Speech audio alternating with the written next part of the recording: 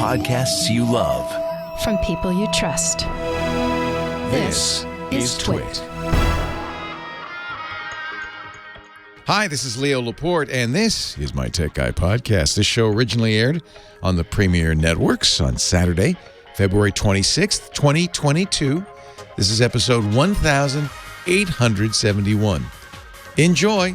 Ooh, one note, last chance to take our survey. Once a year, we go out, we ask you a little bit about yourself. Of course, completely voluntary. We don't want to spy on you or anything, but it helps us do a better job serving you. It helps us sell advertising too. I'll be frank.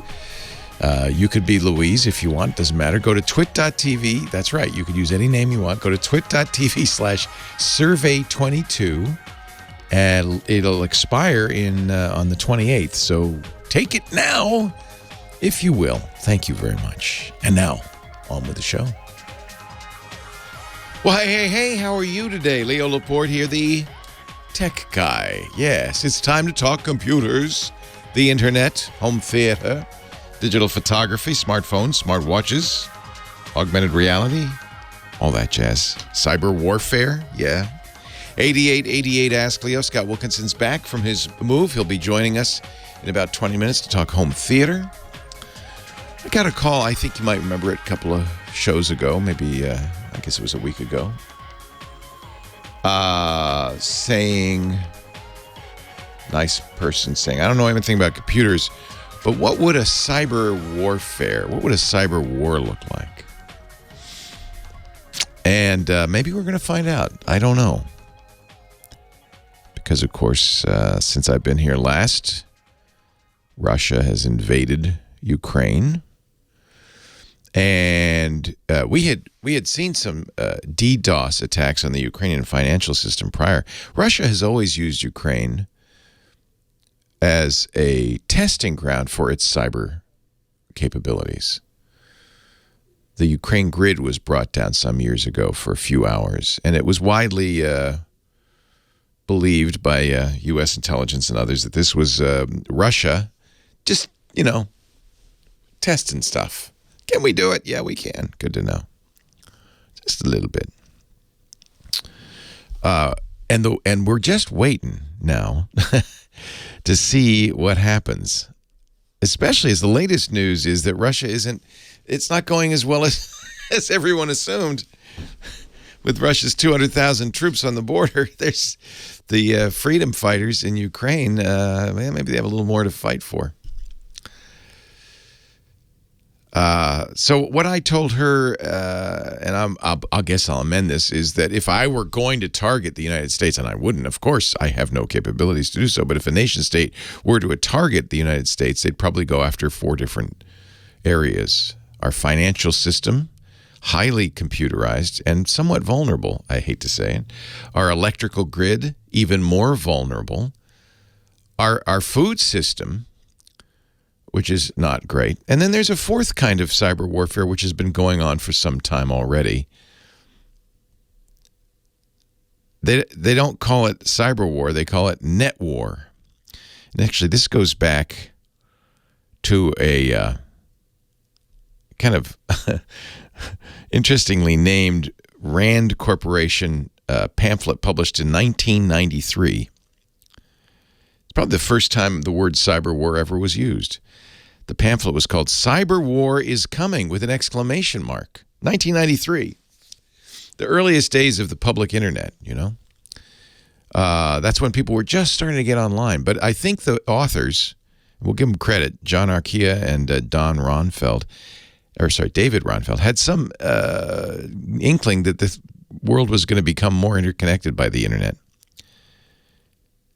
The premise of the pamphlet, the information revolution, would alter the nature of armed conflict.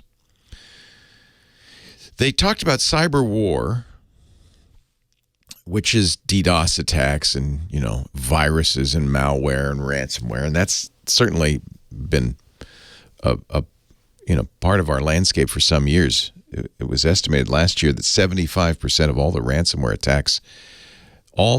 attacks bringing down infrastructure like Colonial Pipeline, state and federal government agencies, were all 75% of them originated in Russia.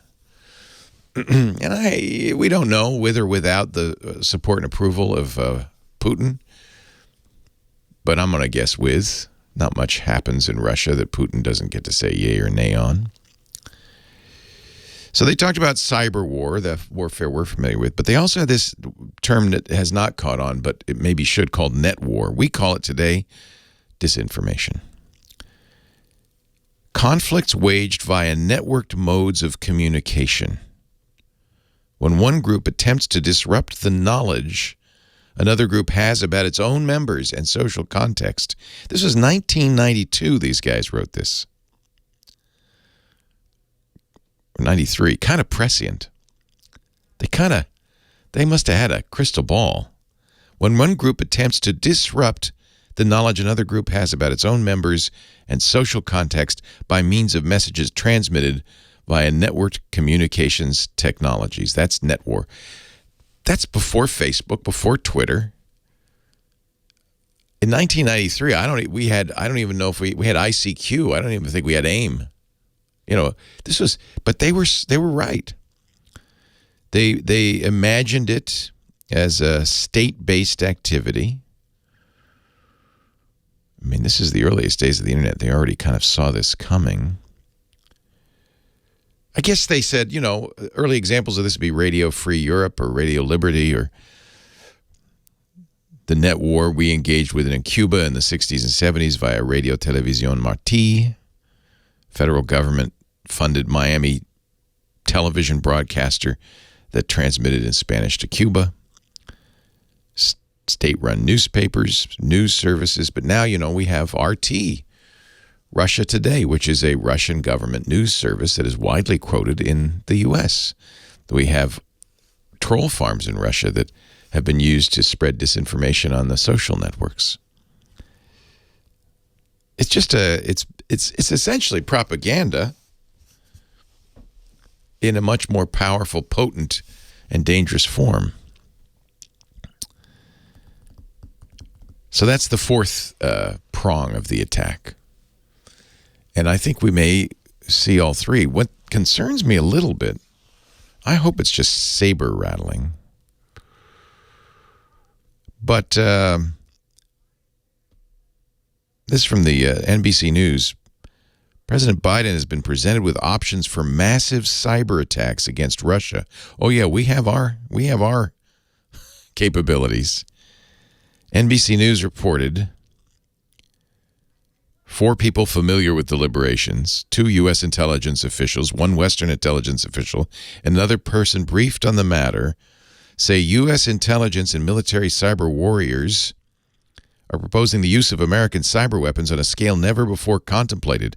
Among the options, knocking out Russia's internet, shutting off electric power, tampering with railroad switches. By the way, that's what another thing Russia did. They did it in, wait a minute, no, I'm sorry, we did, I think freelance hackers did that in Belarus, right? They shut down the train system for a brief period of time.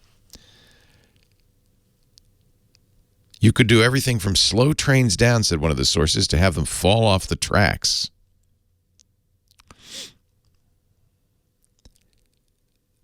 That makes me a little nervous.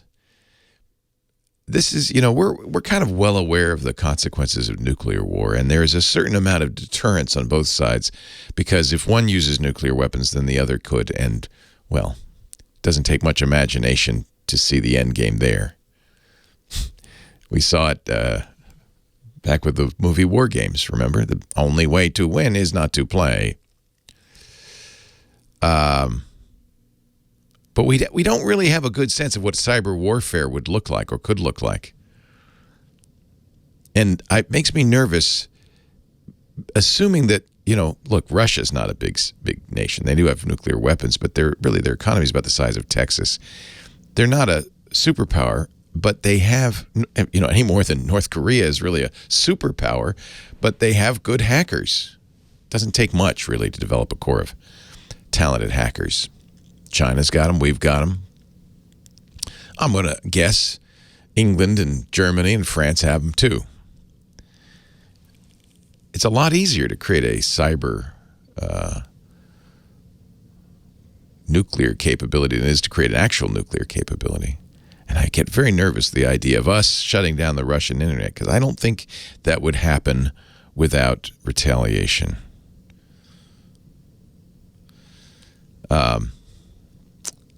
I got an email from somebody saying, after this war broke out, we thought we better get a password manager. What do you recommend? Wow. And I recommend, getting a password manager. Almost any one would be better than nothing. There are quite a few good ones out there. Google is saying they're going to respond to this war with stepping up security, especially in Russia. There's been calls for Apple to abandon Russia, to shut down its app store, to make the iPhone useless. No response from Apple, but it may be moot if sanctions go far enough. Apple may stop working in Russia. The app store may be useless in Russia.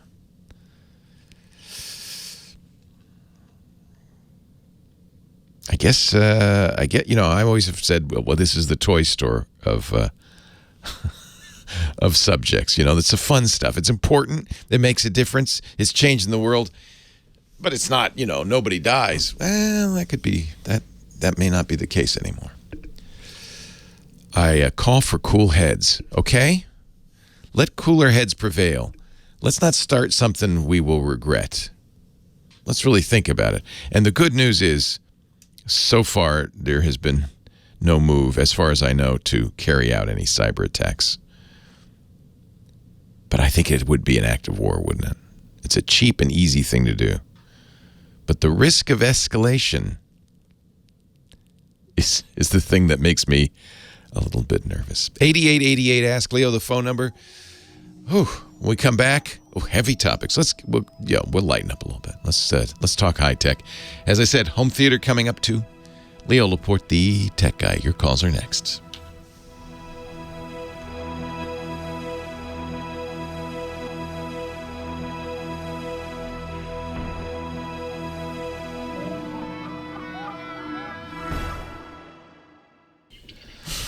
No, it hasn't.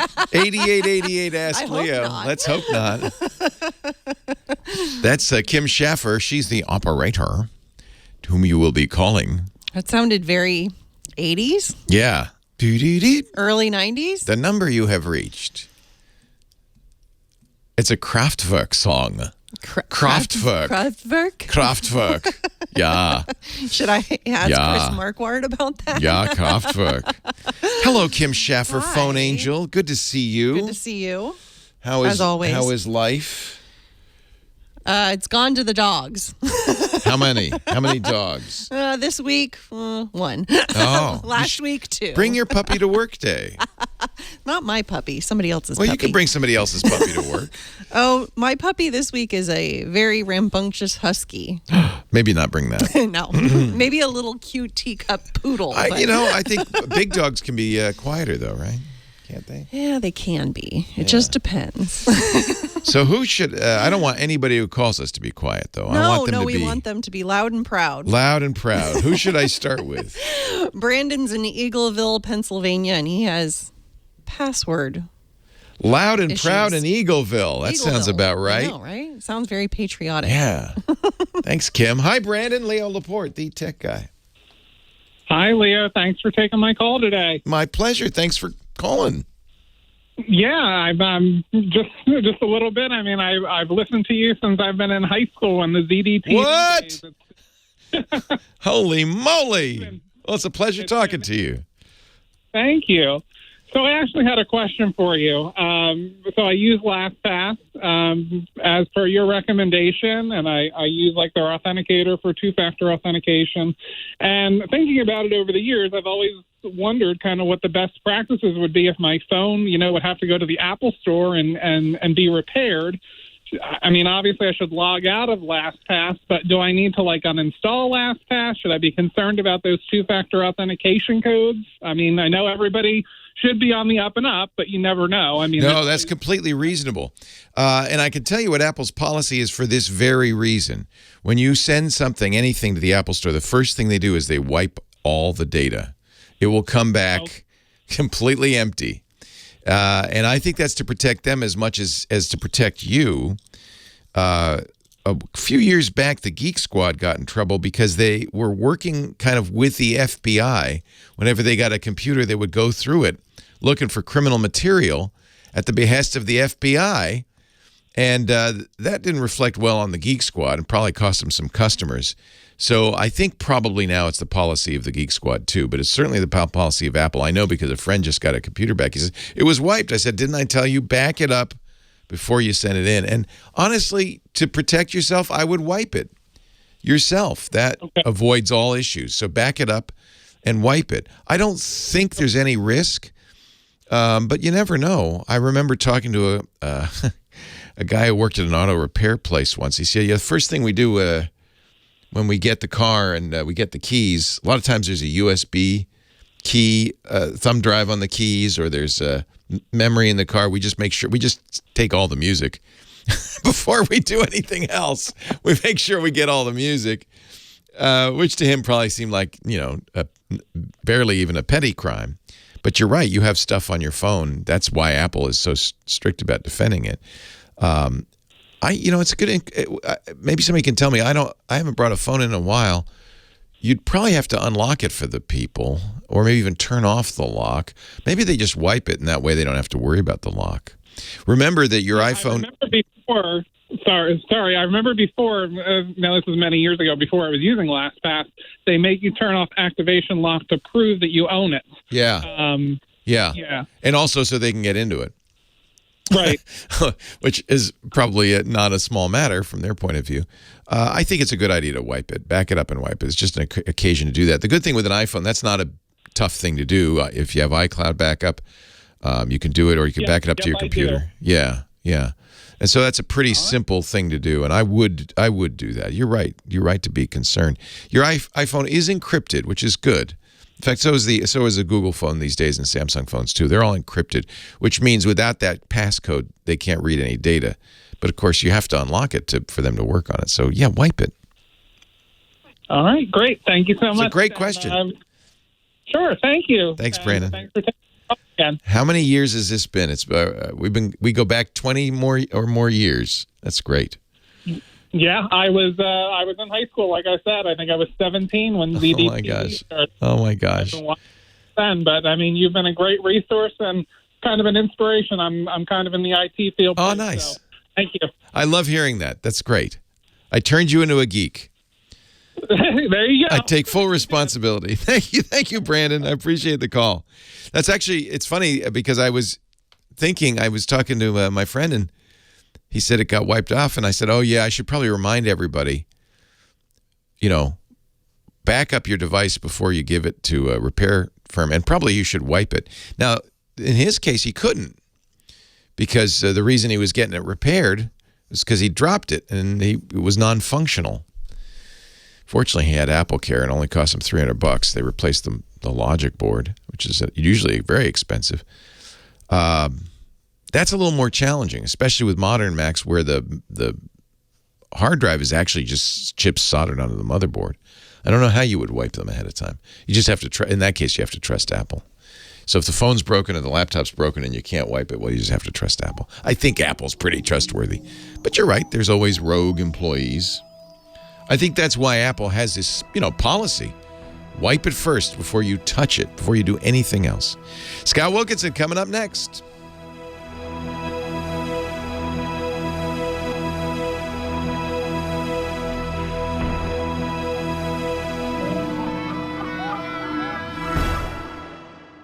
No ads, just the content. That's what you get when you join Club Twit. You even get extras like Twit Plus, our new bonus feed just for members, and exclusive access to the Club Twit Discord community. Join now for just $7 a month and support Twit as we continue to create top-notch podcasts you expect and deserve. We're just getting started, so be one of the first to join as we build Club Twit from the ground up. You could be an early member. Go to twit.tv/clubtwit to learn more and sign up now. Thanks. Yeah, he's back, baby. He is officially a hipster living in Santa Cruz, California. Our home theater geek, contributor at techhive.com. The great Scott Wilkinson. We missed you during the move, but you made it. I made it. Whew. It was a tough one, but we managed. And here we are. I'm looking out my window at my beautiful deck and backyard. Oh, nice. Oh, it's so wonderful to be here. I went to school here some 40 years ago and moved to L.A., had a great career, still have a great career, but now I get to do it back in Santa Cruz. I went to school there 50 years ago. I just realized next year will be the 50th anniversary of my graduating class from Santa Cruz High. Mm-hmm. Hi. Up Santa the street Cruz from High. you. Up Maple Street a little way. Walnut, I mean, a little ways. Walnut. Yeah. Yep. Not too bad. Not too far from where I am right now. Yeah. So, Scott, what have we missed in the last 3 weeks? Has there been any excitement in the home theater world? Well, I mean, I haven't been keeping as close track. However, You had other issues. I had other things to do. However, I will say this. Unfortunately, because of the move, I missed one of the best events of the year, which went back to being in person, called the HPA, Hollywood Professionals Association, Tech Retreat, which happens every February in Palm Springs. Oh, yeah, that sounds like fun. And these are the hardcore tech geeks of the Hollywood industry, of the media industry. I mean, they're the technical directors and the camera people. My friend Michael Klein, who's in the chat room as we speak, Mike Mann, went this year. They had it in person again after missing last year. I went in 2019. And they missed it 2 years. I guess they didn't have it for 2 years. And Mike went and came back with all sorts of interesting information, I wish I could have gone. But like I moved in, and then the next day it was happening in Palm Springs. So I said, I can't really do it. Yeah. But among the many things that he learned and told me about were some interesting things about the Super Bowl, which was just a couple weeks ago, right?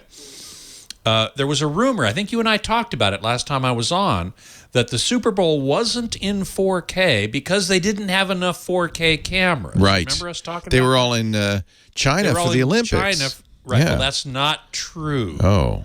There are plenty of 4K cameras that they could have had. What was missing was a 4K truck, a production truck that could handle the 40 or more cameras used for the Super Bowl. So if you've ever been to an NFL game or an event like this, you'll see the big network trucks parked outside. That's where the big director, semis. they're semi trailers, and the director and the technical director, the production crew, they're all in that truck switching, just like they would in a control room in a studio. So they didn't have enough 4K trucks to share. There is no, up till almost right this minute, there are no 4K trucks that can handle 40 inputs. Oh, so you'd have to build a studio at the Super Bowl site, in other words. Correct. Okay. Now, someone is building a truck that can handle that many inputs. Right. And switching. It's a lot of 4K. data. It's an awful lot The cable of will data. be really fat going into that truck. Well, all the cameras at the Super Bowl are transmitting via fiber. Right. So, okay. So they're that thin doesn't have to be strands. that thick. Yeah. They are pretty big strands, but still, get 40 or more of those into a truck. Anyway, Mike learned that was what the real bottleneck was. So Yeah. So we couldn't have that.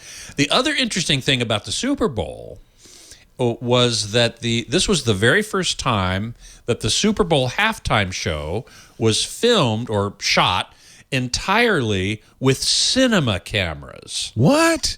Now, there's a difference between a cinema camera and a broadcast They've camera. been playing with those in the NFL, I noticed, all season. Yes. They'd have on-field cameras that you could tell were different than TV cameras because they had shallow depth of field. The background was blurry, and the foreground was crisp and clear, like a movie. Yes, precisely. And that is the entire halftime show was shot on 14 of these cinema cameras for exactly that reason. What kind did they use? Do you know? Were they black? Sony. They were Sonys. Sony. No, they were Sony Venice cameras. And they did it for exactly that reason, because of a shallow depth of field, which gives it a more cinema look. The sensor within the camera is much larger. It's a full-frame sensor on the Venice. It's a full-frame sensor, Yeah. so they have lots of light gathering capabilities. Ah. Interestingly, Mike told me he learned that the first time this was done was at Coachella in 2017, I believe. Huh. And they did it on stage 2, on the secondary stage. And that footage ended up getting more views on YouTube than the primary stage, where all the big artists were. I have to think that's part of the reason they did that at the Super Bowl, too, because that show, by the way, was great, was a perfect standalone thing that people might watch for years. Hell, they might sell a DVD of it. An Ultra HD Blu-ray, maybe. Yeah. That's interesting. Yeah. So I'm looking at, you can buy a Venice camera. They're not that expensive. Let me see. Not that expensive. Comparatively speaking. Comparatively speaking. Yep. Wow. Oh, that's interesting. So Arri makes one, the Alexa, that's widely used in movie making. Right. Sony's Venice, Blackmagic was who are, our friends, the podcasters use and the YouTubers use. They're a little less expensive. Wow, interesting. Did they shoot it in 6K or 4K? If they're using those cameras. And then they had to doubt that. Yes, they were. They were capturing at full resolution, but then they had to downshift it to 1080p or I'm not sure which. So watch for a UHD release. I bet you anything you'll have an HDR. Yeah. Now, a 50 cent hanging upside down like a bat. That would be that's worth the price of admission alone. Right there, exactly. Now, there's a photograph I wasn't able to share with you, but it's a picture of a cinema camera, of one of the Sony Venice cameras, outfitted to do broadcast. And they had to cobble all sorts of stuff onto it, all sorts of extra gear so that it looks like a Frankenstein's monster. Yeah. But that's how these cameras are built. Nowadays, cinema cameras you buy it's a component system. You'll buy the body separate from the lens, separate from the viewfinder, and you have these rigs that hold them all together, and so they're very flexible. And another reason to use a cinema camera, by the way, is the quality of the lenses. Yes, of course. I mean, broadcast lenses are fine; they're great, but cinema lenses are even better. Well, I'd like to see more of this. I would too. It's funny, and I don't know if everybody, your layperson would notice this, but when I watched NFL broadcasts, I knew immediately they were using a special camera on the field interviews. It just looks so good and so much better. Yeah, interesting. Even on a broadcast where it's downsampled and everything. Right. Interesting. Yeah, exactly right. Well, we're this is the argument. We're in this transition period, but I think especially with events like that, sporting events. I watched much of the Olympics. No one else watched the Olympics, but I did in 4K. I did. I know it was you and me, a couple other people. Worst ratings in history, but the 4K looked fantastic. It really did. Yeah, it did. Yeah. Oh, speaking of looking fantastic, I will just tell you quickly. In our move, I've switched from Dish Network satellite to Xfinity. Much better, huh? Much better. Yeah. Xfinity looks much better. Satellite has to be compressed. They don't have as much bandwidth. That's right. Yeah. That's right. So I was pleasantly surprised. Well, I want to hear more about that, but not right now because we're out of time. Scott Wilkinson, Home Theater Geek. Good to have you back. Thank you.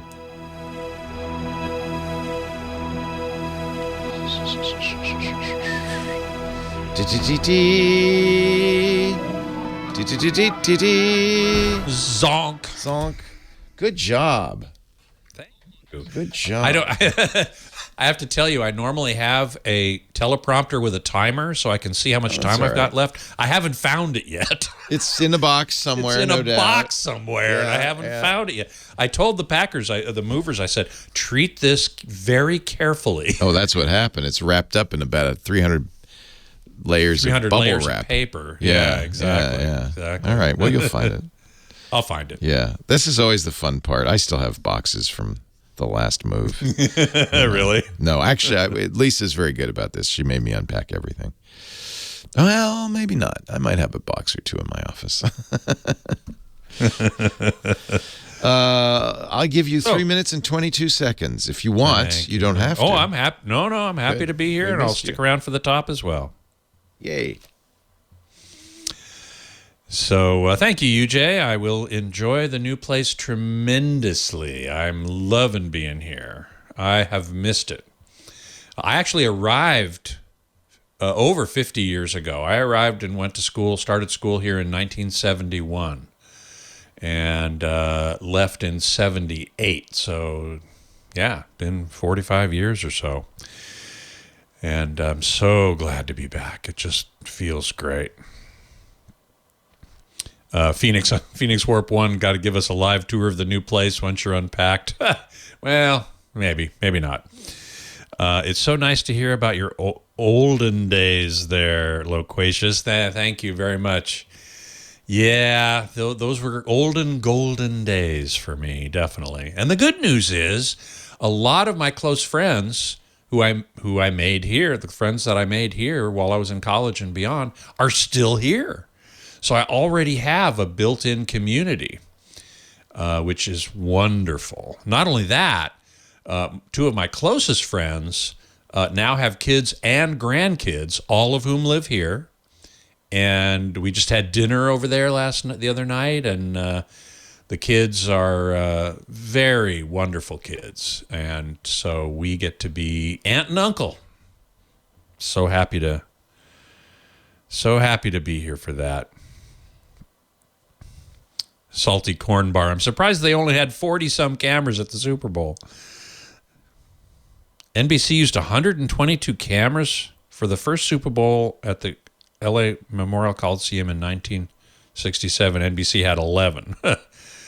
122 cameras? Well, I guess there were 40 or so cinema cameras. If there were more than that, they probably weren't cinema cameras.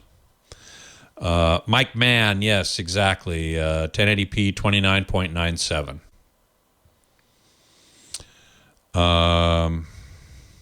They wanted to do 24. I didn't get a chance to mention this in the segment, but they wanted to do 24, but apparently, at least for the halftime show, but there was a sync issue at 24 with I think, Mike, you said the monitors. I can't remember now which you said about why that was. Beatmaster, any upgrades or changes to your home theater setup because of the move? Yes. That's the unfortunate part. I don't have a dedicated screening room here in this rental. So I'm going to be... it's actually a downgrade from my house in Burbank, which is sad. But, when we're looking for a house, and when we buy a house, it will have a dedicated screening room. So I'll be able to get that back. Thank you. We'll talk in a few. Mm-hmm. Leo Laporte, the tech guy. 8888 Ask Leo. That's the phone number if you want to talk. Hi. Tech 8888 Ask Leo. Website techguylabs.com. That's free, open to all. A little different if you're used to the old Tech Guy Labs. We've kind of rolled it back into the original podcast website for economy reasons, for reasons of economy. So, but everything's still there. So there's all the links that we talk about. We're putting up there. Micah Sargent and our producers are putting those up there as we go. There'll also be a transcript of the show, which is actually something we never had before, but that'll be there. It takes a little while to get it up there, maybe 48 hours after the show. That has time codes, and that will go along with the audio and video, which we also post after the show. All of that for free, just so you don't have to write anything down as you're listening. TechGuyLabs.com. Jolene on the line from Trabuco Canyon, California. Hi, Jolene. Hi. Hi. Thank you. I'm glad you're there. Well, I'm glad you are too. Welcome. What can I do for you? I have a MacBook I think it's from 2016, 2017, and I haven't had any problems with it. I was working on it yesterday, and suddenly it froze, and I tried to restart it, and upon restarting it, I get the flashing question mark. Oh, nuts. Yeah, and I can't get it to start up, and I'm not really good at troubleshooting, so I haven't tried that much yet. I can tell you pretty much what's wrong just from this, the 2 data points. Yeah, I mean, it could be a number of things, but the question mark means I can't find the hard drive. I can't start up because there's no operating system available. The fact that you get the question mark means that probably most of the rest of the computer is all right. I mean, it's at least able to do that, so it can turn on. That's my main concern, because I've been bad and I haven't backed up lately. So, ooh, well, that's about the worst thing that could happen to somebody who hasn't backed up, because that's right there, your hard drive. What do we do at this point? 2016. I'm trying to remember. I think you can. It's an 11-inch MacBook. I don't know what. You have one of the 11 inches. Those are precious. Rose gold. Oh, it's even rose gold. So that's the. I would say that's the MacBook, is what they called that. And that was a very nice machine. I have, because it was rose gold, I have a couple of those as well. I don't remember if you can open them easily or not. I do believe, however, in that era that unlike modern Macs, the drive was removable. It looks like a memory stick, but you can take it out. That means it'd be easy to get the Mac up and running again. But it sounds like your real concern is less that and more getting that data. Exactly. Yeah. So a drive not being able to boot does not necessarily mean the drive data is lost. It often does, but it doesn't have to be. I think this really is going to be one to take to the Apple Store. If they can recover the data, they'll be able to tell you if they can recover the data or not. It's tricky, and a lot of the things that you could do yourself run the risk of damaging the data further. So somebody's suggesting, I guess it's worth trying to boot from an external drive or go into recovery mode. That might be the easiest thing to do. See if you can go into recovery mode, if the hard drive is usable at all. So what could have happened is just a little portion of the hard drive, but unfortunately a critical portion of it was damaged where the operating system is. That would be your best case scenario, because your data isn't there. You don't need the operating system. So one thing to do is to go into recovery mode. So shut down the Mac entirely. Just press and hold the on-off button at this point. That's fine. And then turn it on while you're holding down Command and R. The Command key, the fan key and R. That puts it in a recovery mode, and you can at least try Disk First Aid. What you want to be careful about, it might work to just reinstall the operating system, and that can be done without damaging the data. But you see, my point is, sometimes it's better to get an expert to do this and explain, look, the most important thing to me is that data. Okay. The other thing that they could do, if you needed to use the computer right away, is take if they have diagnostics, which they will tell you, okay, I see it's the hard drive. They could tell you right away what's gone wrong. They can then open it up, put in a new hard drive, and give you the old one without touching it. And then you can go through some data recovery processes of your own. You'd have to get an enclosure for that little drive unit, and you could run some data recovery stuff on it. It may be completely fine. It may be the data is there, and it's just your operating system that got corrupted. I'm going to cross my fingers on that. Me too. Yes. So, yeah, I mean, unless you really, it depends on if you really don't want to lose that data, I'd bring it to an expert. Okay.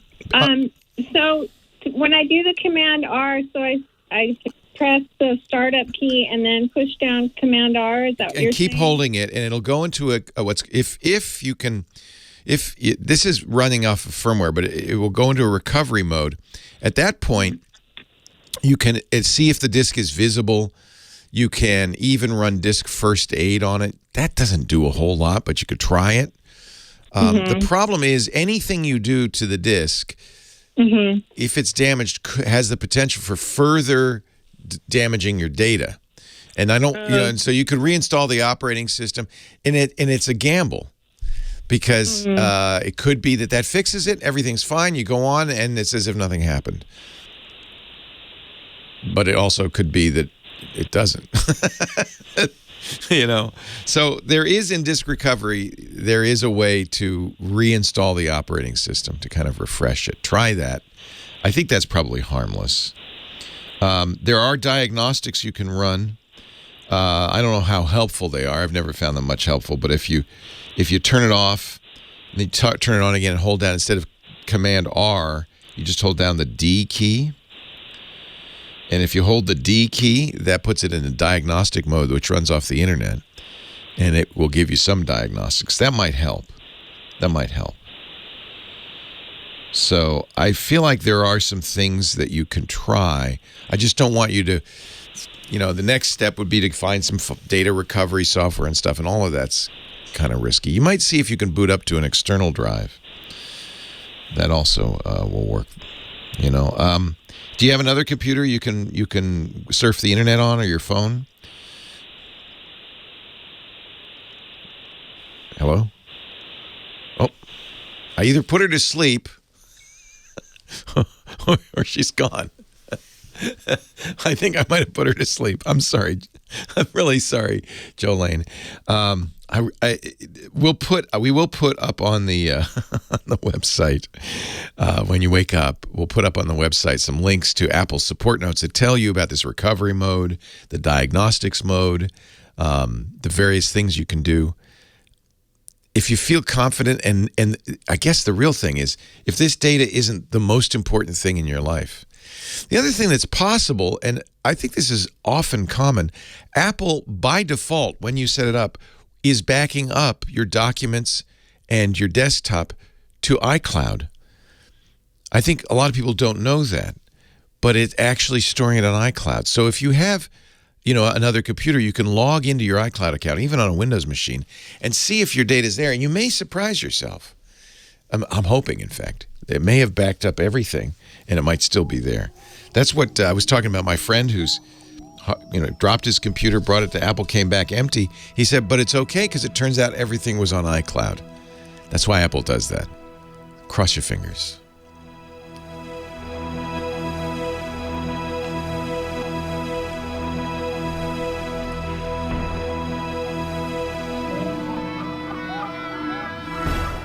Okay.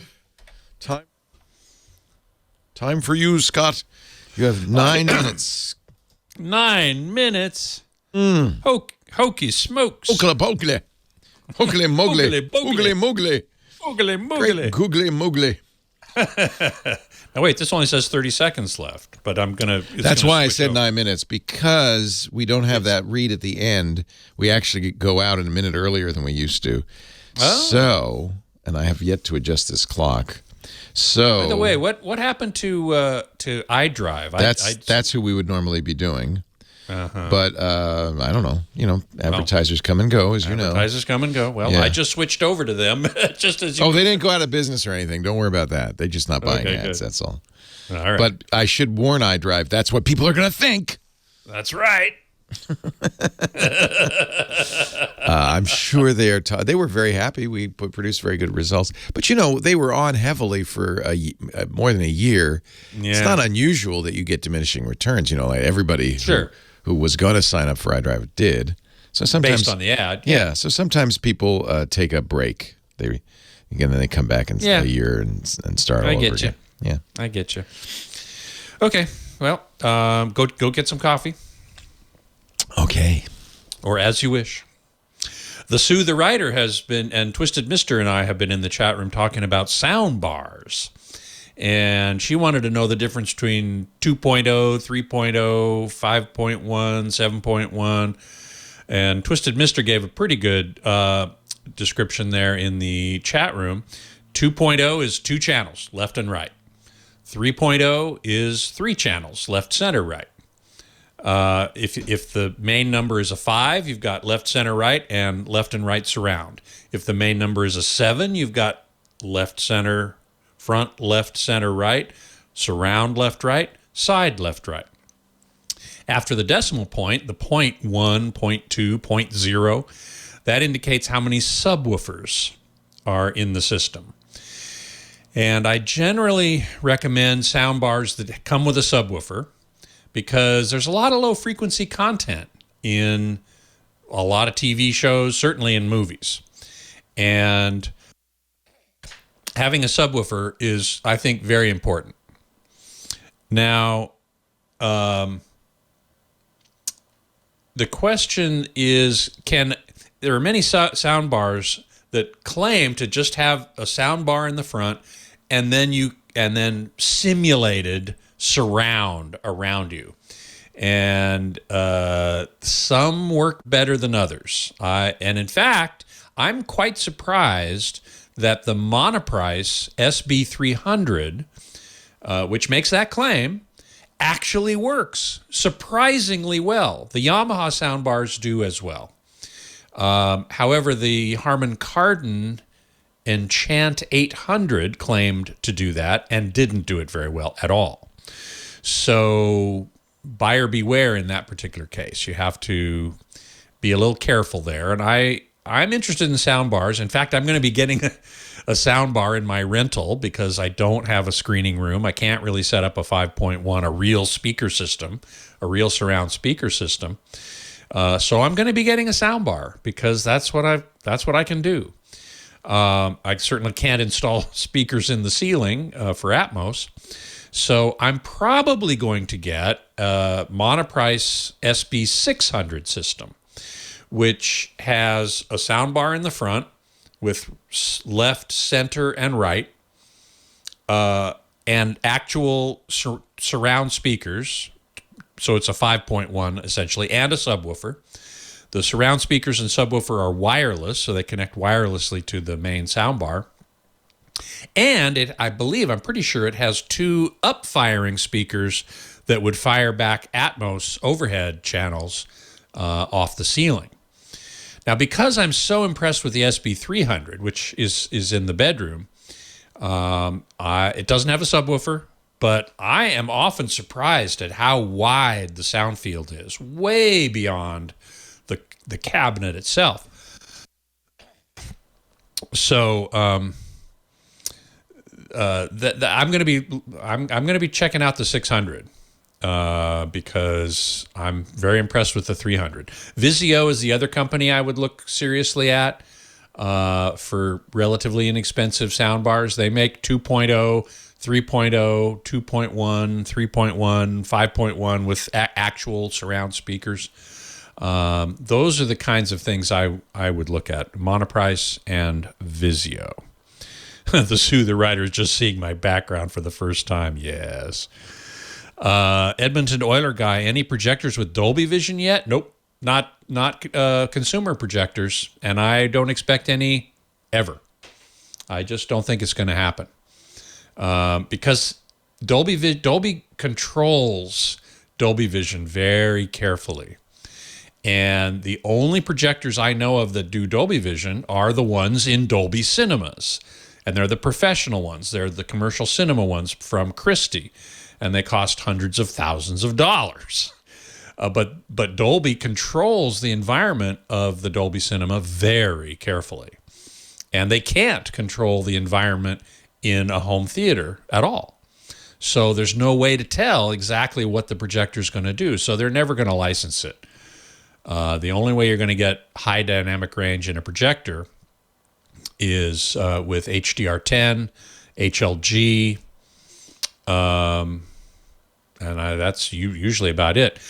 Go to projectorcentral.com, and you'll find an article there by me about high dynamic range on projectors. Very comprehensive. So if you want to learn more about high dynamic range on projectors, I recommend that article.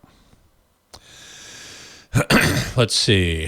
Joe asks, have I tried using HomePods as TV speakers when paired with an Apple TV? No, I haven't yet. that would be something worth trying for sure. Captain J, is there a way to hide these surround system speakers so they are not seen? Not really. I mean, sure, if you install them in your walls and with a grill, certainly that's one way to do it. I had a friend once long ago who didn't want to see his speakers at all, so he mounted them behind drywall. And I mean seriously, solid drywall. And then wondered why it didn't sound very good. He didn't ask me before he did that. Oh, Mike Klein, Mike Mon. Barco has an HDR demo in LA. Well, dang. I ain't in LA anymore. If it's an ongoing thing that one can visit anytime, then maybe next time I'm in LA, and I will be going back to LA now and again for one thing or another. I'll see if I can arrange a demo. I doubt it's Dolby Vision, though. I would seriously doubt that. If it is, I'm shocked.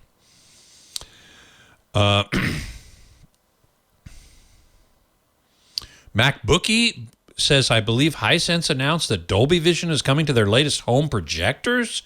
Again, that would be shocking. I will look that up because I have a very hard time believing that. Edmonton Oiler Guy, what is your go-to short throw projector today? I don't have a lot of experience with them. I know Epsons are very good. Hisense are very good. Hisense has a tri-laser, so they have RGB laser. And I'm pretty sure those are very good. I haven't looked at short throw projectors lately.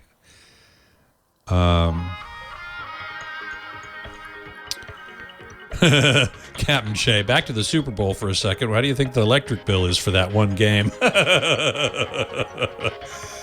A lot. That's going to be a lot of money that they spend on electricity there. And here we go. Thank you, Scott. My pleasure. See you next week. Well, hey. How are you today? Leo Laporte here, the tech guy.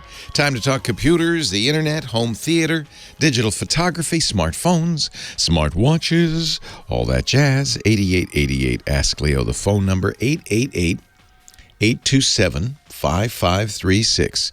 Toll free from anywhere in the U.S. or Canada. You can still call outside that area, but you'll have to use Skype out or something like that. It should still be a free call. Website, techguylabs.com. That's where you'll find links to everything we talk about. I put a bunch of links in for our last caller who was trying to recover her MacBook. I was looking up that particular model of the MacBook, and unfortunately, that was one of the first. It was so thin and light.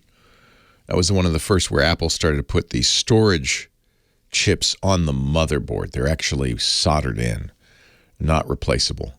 So when the hard drive dies on that thing, that is a problem. Yeah, back up is all I can say. It's always after the fact that people say, oh, I should have backed up. More and more computers are being made this way. All of Apple's new Macintosh laptops are made this way. They don't have standalone drives that you can open up the thing, put in a new drive. If the drive dies, if something goes wrong with the drive, that's the end of that computer. You have to actually replace the whole logic board, the whole motherboard, which is an expensive replacement. If you're lucky and you have, Apple Care, it's only a few $100. But if you don't, it's probably better to buy a new computer at that point, which is sad. But that's the way, we want them so thin, I guess, these days, and so light. Get an external drive back up there, back up to the cloud too if you can. Drives die, and these modern things, boy, when they die, they're dead. That's really dead. Porter Ranch, California. Kevin on the line. Hi, Kevin.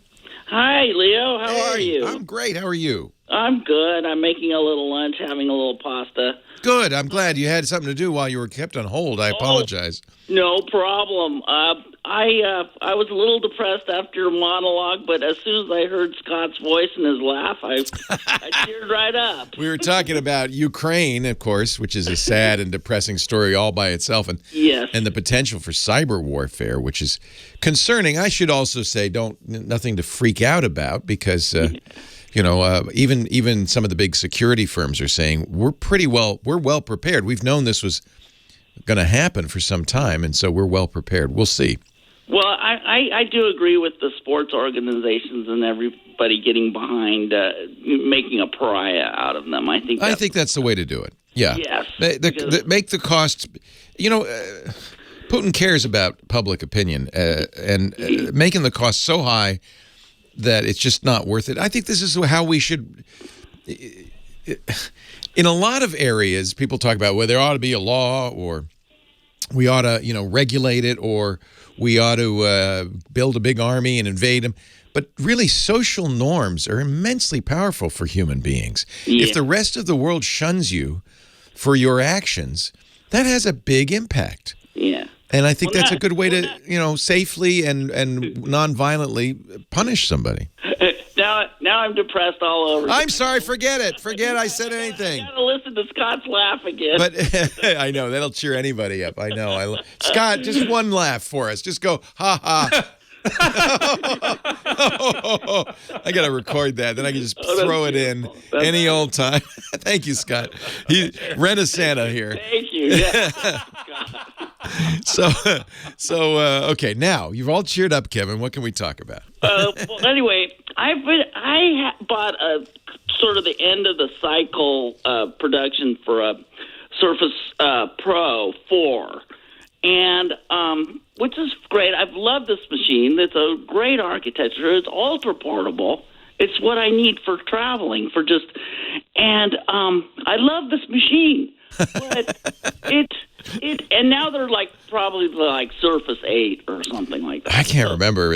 I get all messed up with Microsoft's numbering strategy. Yeah. But the 4 is fairly old, yes. Yes. So, but anyway, the thing failed the battery swelled up and the screen off there. That's the worst. And talking to Microsoft is like talking to a brick wall now. I am shocked at their customer support. So it's out of warranty, and what do they say? I mean, nothing? But they don't even offer a discount on a new one. They don't even want to keep the customer. No. I'm saying, you're... How long ago did you buy this Surface? 2019. So it's not that old. It's 3 years old.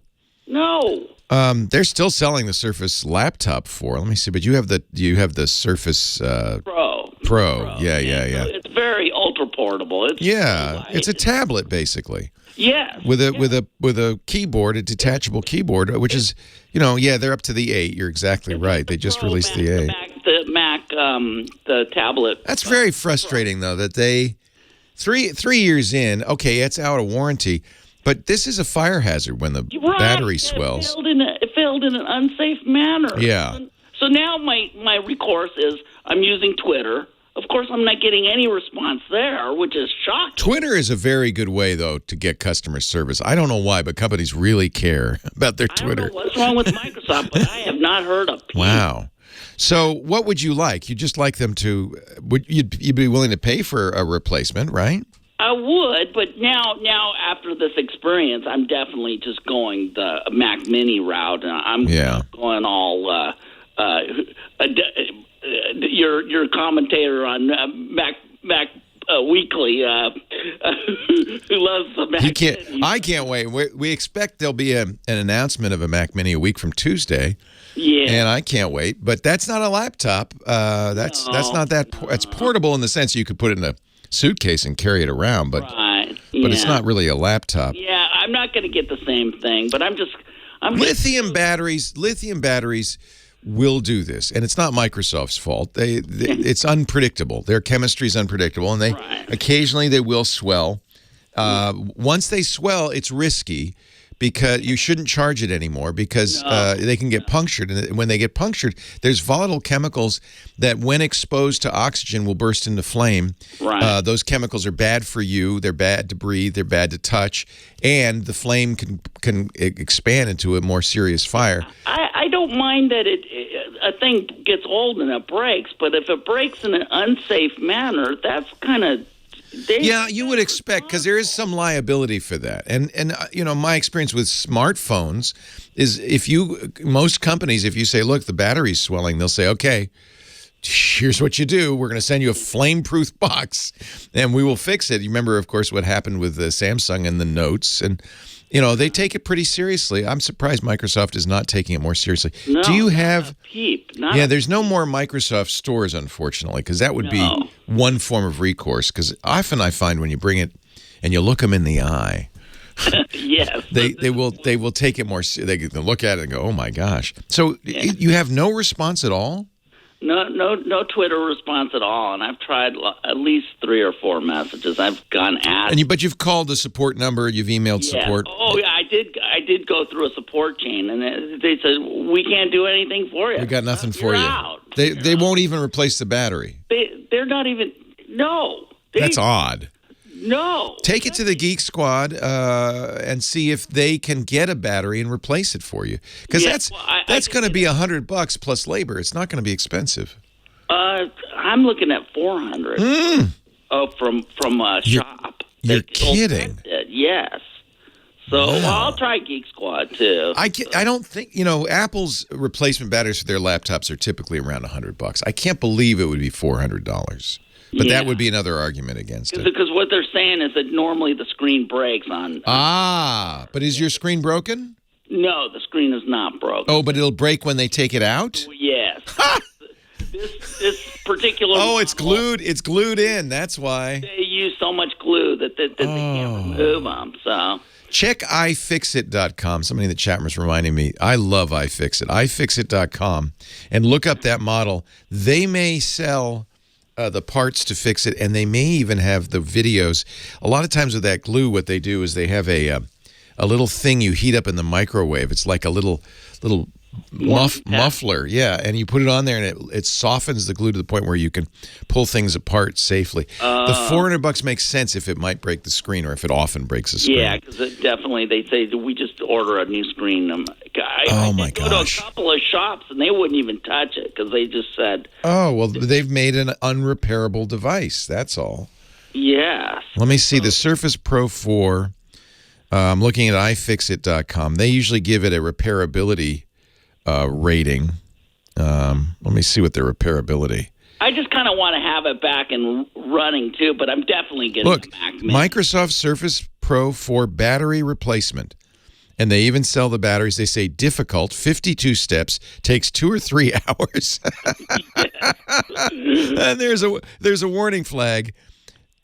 This guide has been, let's see, it says exceptionally cool. I don't know what that means. But the battery itself is $55, and they sell it.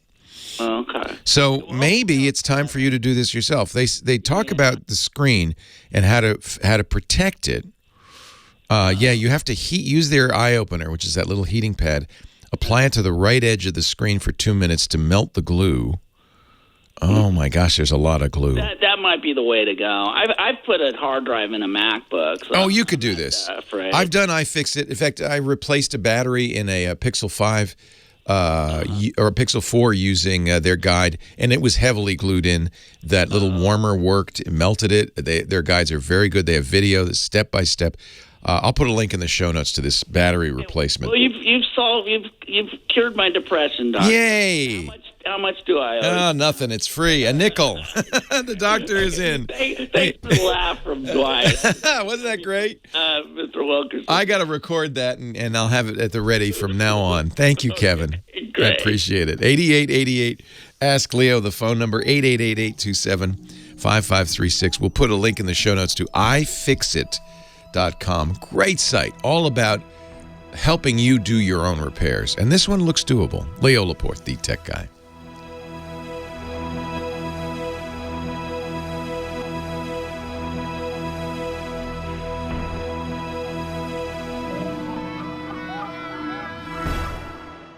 I feel like Ricky Ricardo's going to come out and sing Babaloo.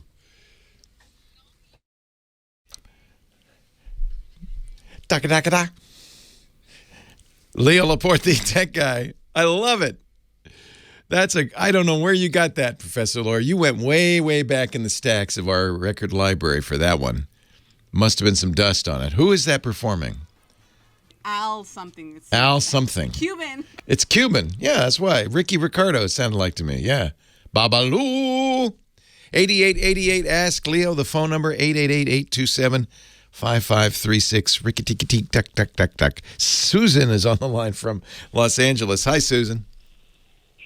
Hi, Leo. I'm delighted to speak with you. I'm delighted you called. So it's mutual. Oh, great. So I have a Chromebook issue. Okay. My Chromebook opens, if I open the lid, I see a Wi-Fi login page in Captive Portal. So I need to log into, it says network not available. So you're on, this is when you're out and about. This is not when you're home. No, when I'm home. When you're home? Well, don't you have your own, you do not have your own internet? I do. Well, why are you seeing a Captive Portal? You haven't set that up on your router, have you? No, I haven't. Oh, so you're trying to log into some other internet, maybe? No, I'm an unmanaged user, don't have a company involved. So this is something that just started abruptly. Yeah. And check the name of the Wi-Fi access point. Maybe make sure you're joining your Wi-Fi access point, not somebody else's. Oh, I am.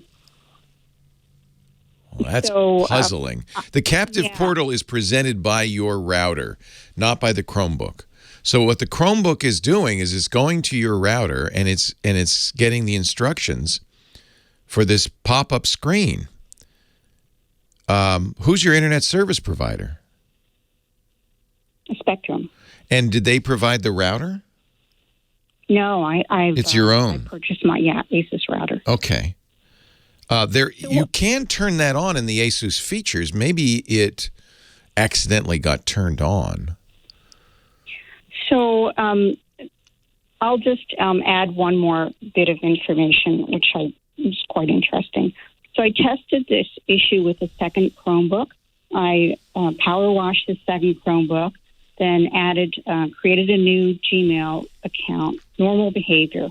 Then I added one of my existing Gmail accounts to this Chromebook, and it again has this Captive Portal issue. What does the Captive Portal say? So it's one of two things. It says network not available. Please connect to the internet to sign into your Chromebook. And then if I use the Ethernet cord, I get the out-of-the-box experience. Who's using this computer? You, a child.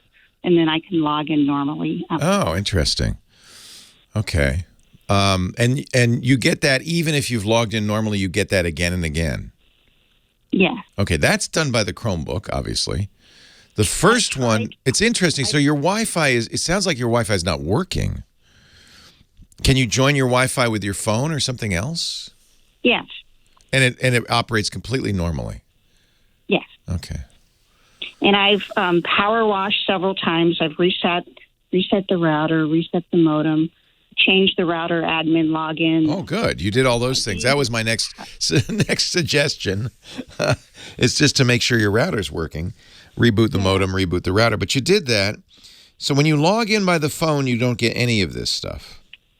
I don't. The only oddity with my phone is if I try to, for example, I go into my Gmail settings and I go to two-factor authentication and try to change something there. It asks me to log in twice to my account instead of once. Huh. So did you turn on two-factor or did Google turn it on for you? No, I turned it on. Good. Glad to hear it.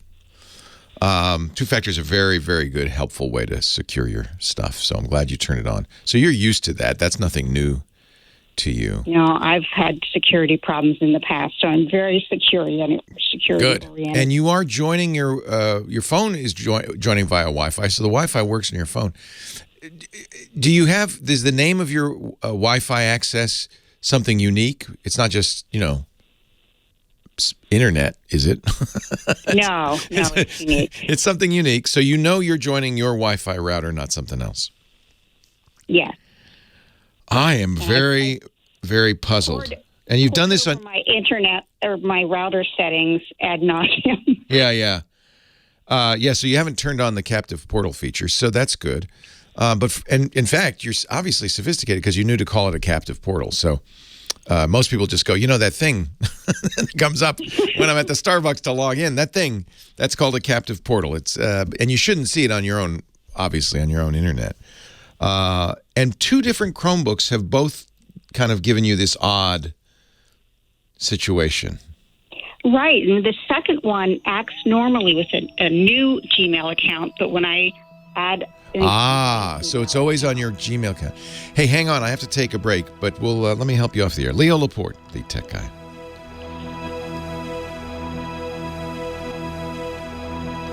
So that's interesting. So it acts normally until you log in to your Google account. Yes. And then it starts to say, are you an adult or a kid or who are you? It's acting as if you've never set it up before. And it keeps doing that. Yes. And I've looked at the Chrome. There is a Chrome bug for people who have new Chromebooks with a captive portal, but they're not able to access the internet. Yeah, this doesn't sound like a captive portal. So on the original Chromebook, what were you seeing on the original Chromebook?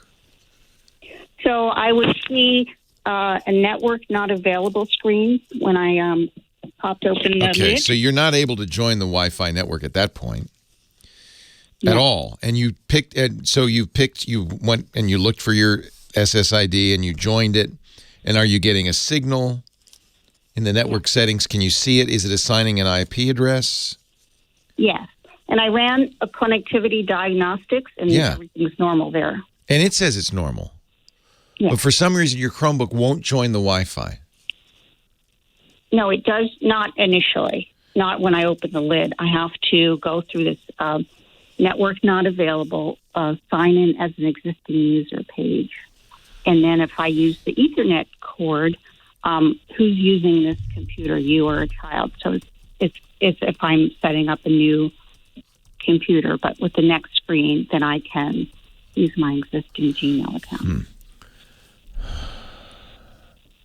Wonder if there's a setting in the Chromebook that's... So I power washed it, though, wouldn't it? Right. A power wash should just reset it to the original settings.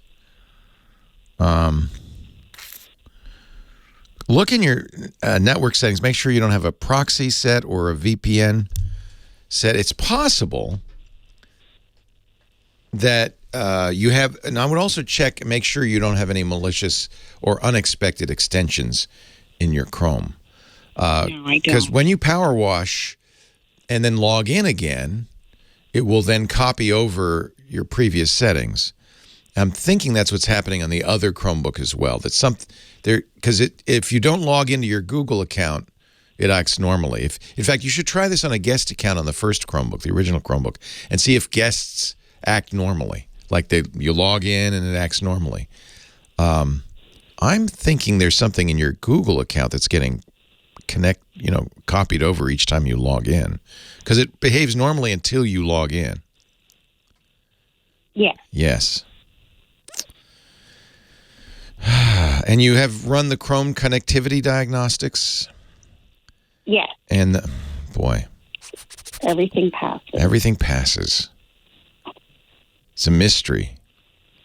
You don't have a hidden SSID, right? You're not hiding your SSID. No. In your Wi-Fi settings. Okay. I'm thinking you have turned on heightened security maybe on your Google account. So it's possible. So that's one thing I was going to do is, if I power wash, do the Chrome flags get reset? Yeah, everything gets reset when you log in, but not until you log in. So if it operates normally with a throwaway account, it is something in your Google account. It's some setting in your Google account. You obviously know what you're talking about if you're talking about Chrome flags and so forth. So I will adjust my conversation to assume that you know what you're doing here. But I have when callers come in, sometimes they don't even know what the name of the browser is. Obviously, you're much more sophisticated.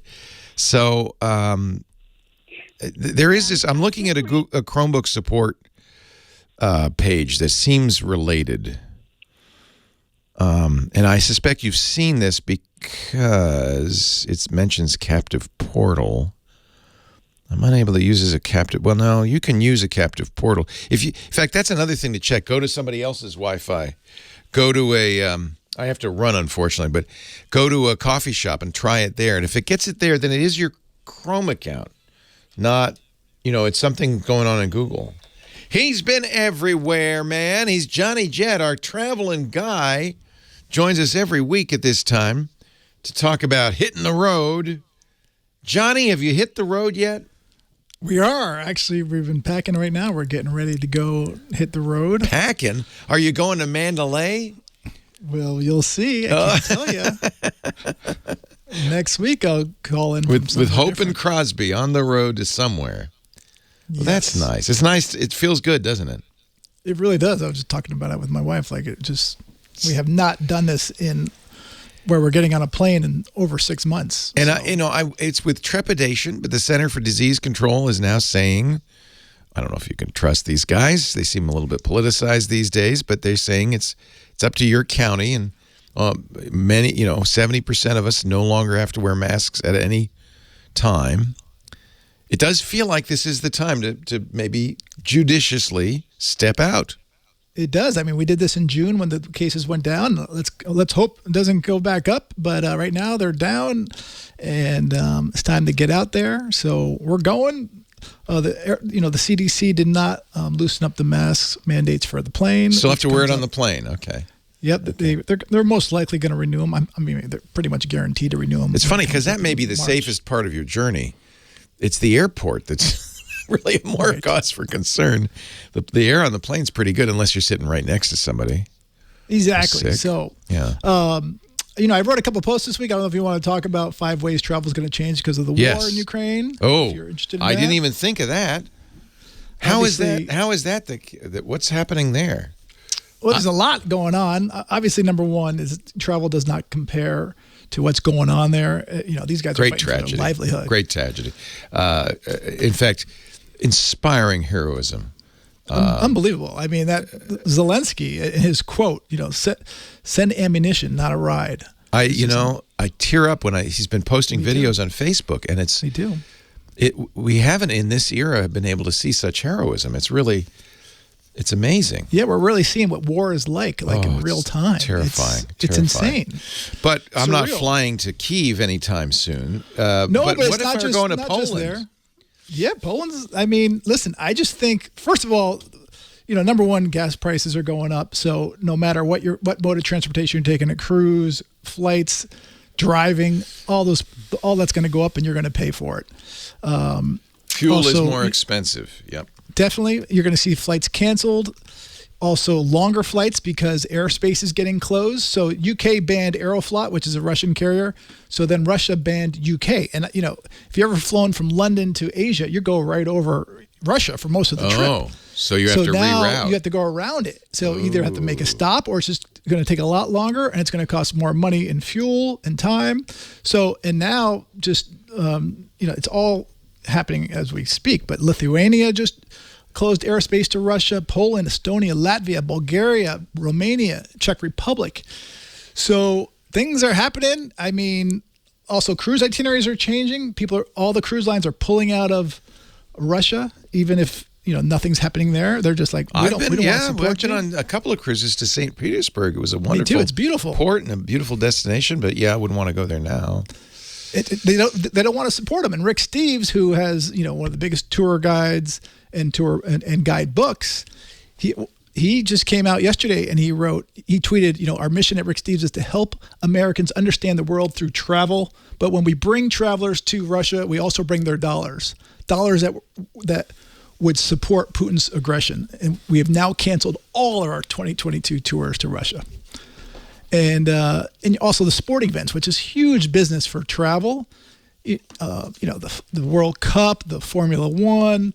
There was a big soccer match going on in a couple of months. They've moved it to one was moved to Paris. It's sad because I'm sure the people of Russia are good people, and Definitely. And it's a shame that they have to suffer because they have a terrible leader. It's exactly. All the Russians I've met, or almost all of them I met, are really good people. And here in L.A., they did a story on the news about these Russians are joining these Ukrainian protests, saying that we're ashamed to be Russian right now. Yeah, and that's amazing too. Talk about feel heroism. That's a brave thing to do, to protest, especially there in Russia. Yeah. But it's even going down to like alcohol. U.S. bars and liquor stores are now pulling Russian vodka off the shelves. Yeah. And that's their way of sanctioning. And the other thing, by the way, and this is completely not travel related, but there are Ukrainian tech companies which you might want to support at this time. One of my favorite companies, Grammarly, is based in Ukraine. The founders are Ukrainian. What do they do? Programmers are Ukrainian. It's a great little plug-in that helps you write better. It's like a spell checker only for grammar. How do you spell it? Grammarly, Grammarly. Okay. And I think they have a blog post about this. We heard from them because they actually said, if you're going to support the war in Ukraine, we don't want to advertise on your show. And I said, nope, we're not supporting the war in Ukraine. We're supporting the Ukrainians against the Russian aggressor. So there are a lot. It's a tech center. A lot of companies, a lot of very talented programmers in Ukraine. I've never been to Ukraine. I've been around it, but I would love to go. And, let's hope that happens. MacPaw, which makes Clean My Mac. SparkMail, there are quite a few. Anyway, we support, I'll tell you what, we support the people of Russia. We support the people of Ukraine. We don't support the leadership in Russia that is acting Definitely. this way. 100%. Yeah, and I think we can't send them our dollars at this point. I think that's appropriate. Plus, I wouldn't feel safe going to Russia right now, frankly. No, listen. I mean, when I was on my seaborne cruise, we pulled up to the dock. There was a dead body on the dock. Nice. And they wouldn't put a cover. They wouldn't put a sheet over it. The captain was begging for hours. Yeah.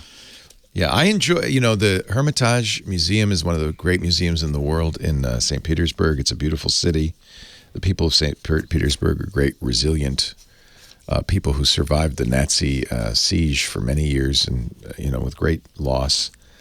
But, I won't be going there until this is resolved. And you know what? The best thing that could happen, the people of Russia say, we don't like Putin either. Let's just get rid of this guy. And I think that's what will happen. I hope so. Let's hope. I hope so. Let's really hope. Yeah.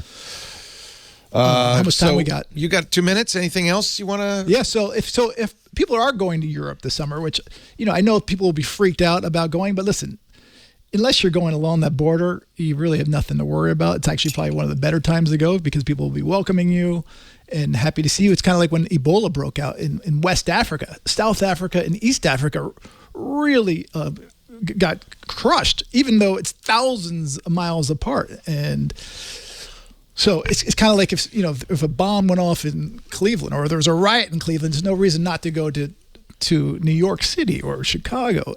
So you just have to look at it that way. Yeah. Yeah. And actually, I have a website for you about if you are traveling between countries in Europe. I can mention it next week because we can go a little bit in more detail because it's a really cool site about if you are traveling between what you need to know, especially COVID related. And I just one of my favorite photo apps is called Luminar. Comes from a company called Skylum, which I just remembered is from Kyiv. And in fact, if you go to Skylum, SKYLUM.com, they have a big button at the top, Save Ukraine, Defend Democracy. They say we were proudly founded in Ukraine. Our core development team is based in Kyiv. We're in a global society these days. That's why I agree with you. Travel is so important to understand the cultures and people of every country. And it's just a terrible thing when one country decides to act as an outlaw. It is. And they should be shunned. They should be shunned Agreed. until they start acting like a good citizen of the world. Thank you, Johnny Jet. JohnnyJet.com. Read his article. 5 Ways Travel Will Change Because of the War in Ukraine at JohnnyJet.com. His newsletter's there. They're free, and they're great. Thank you, Johnny. Thank you.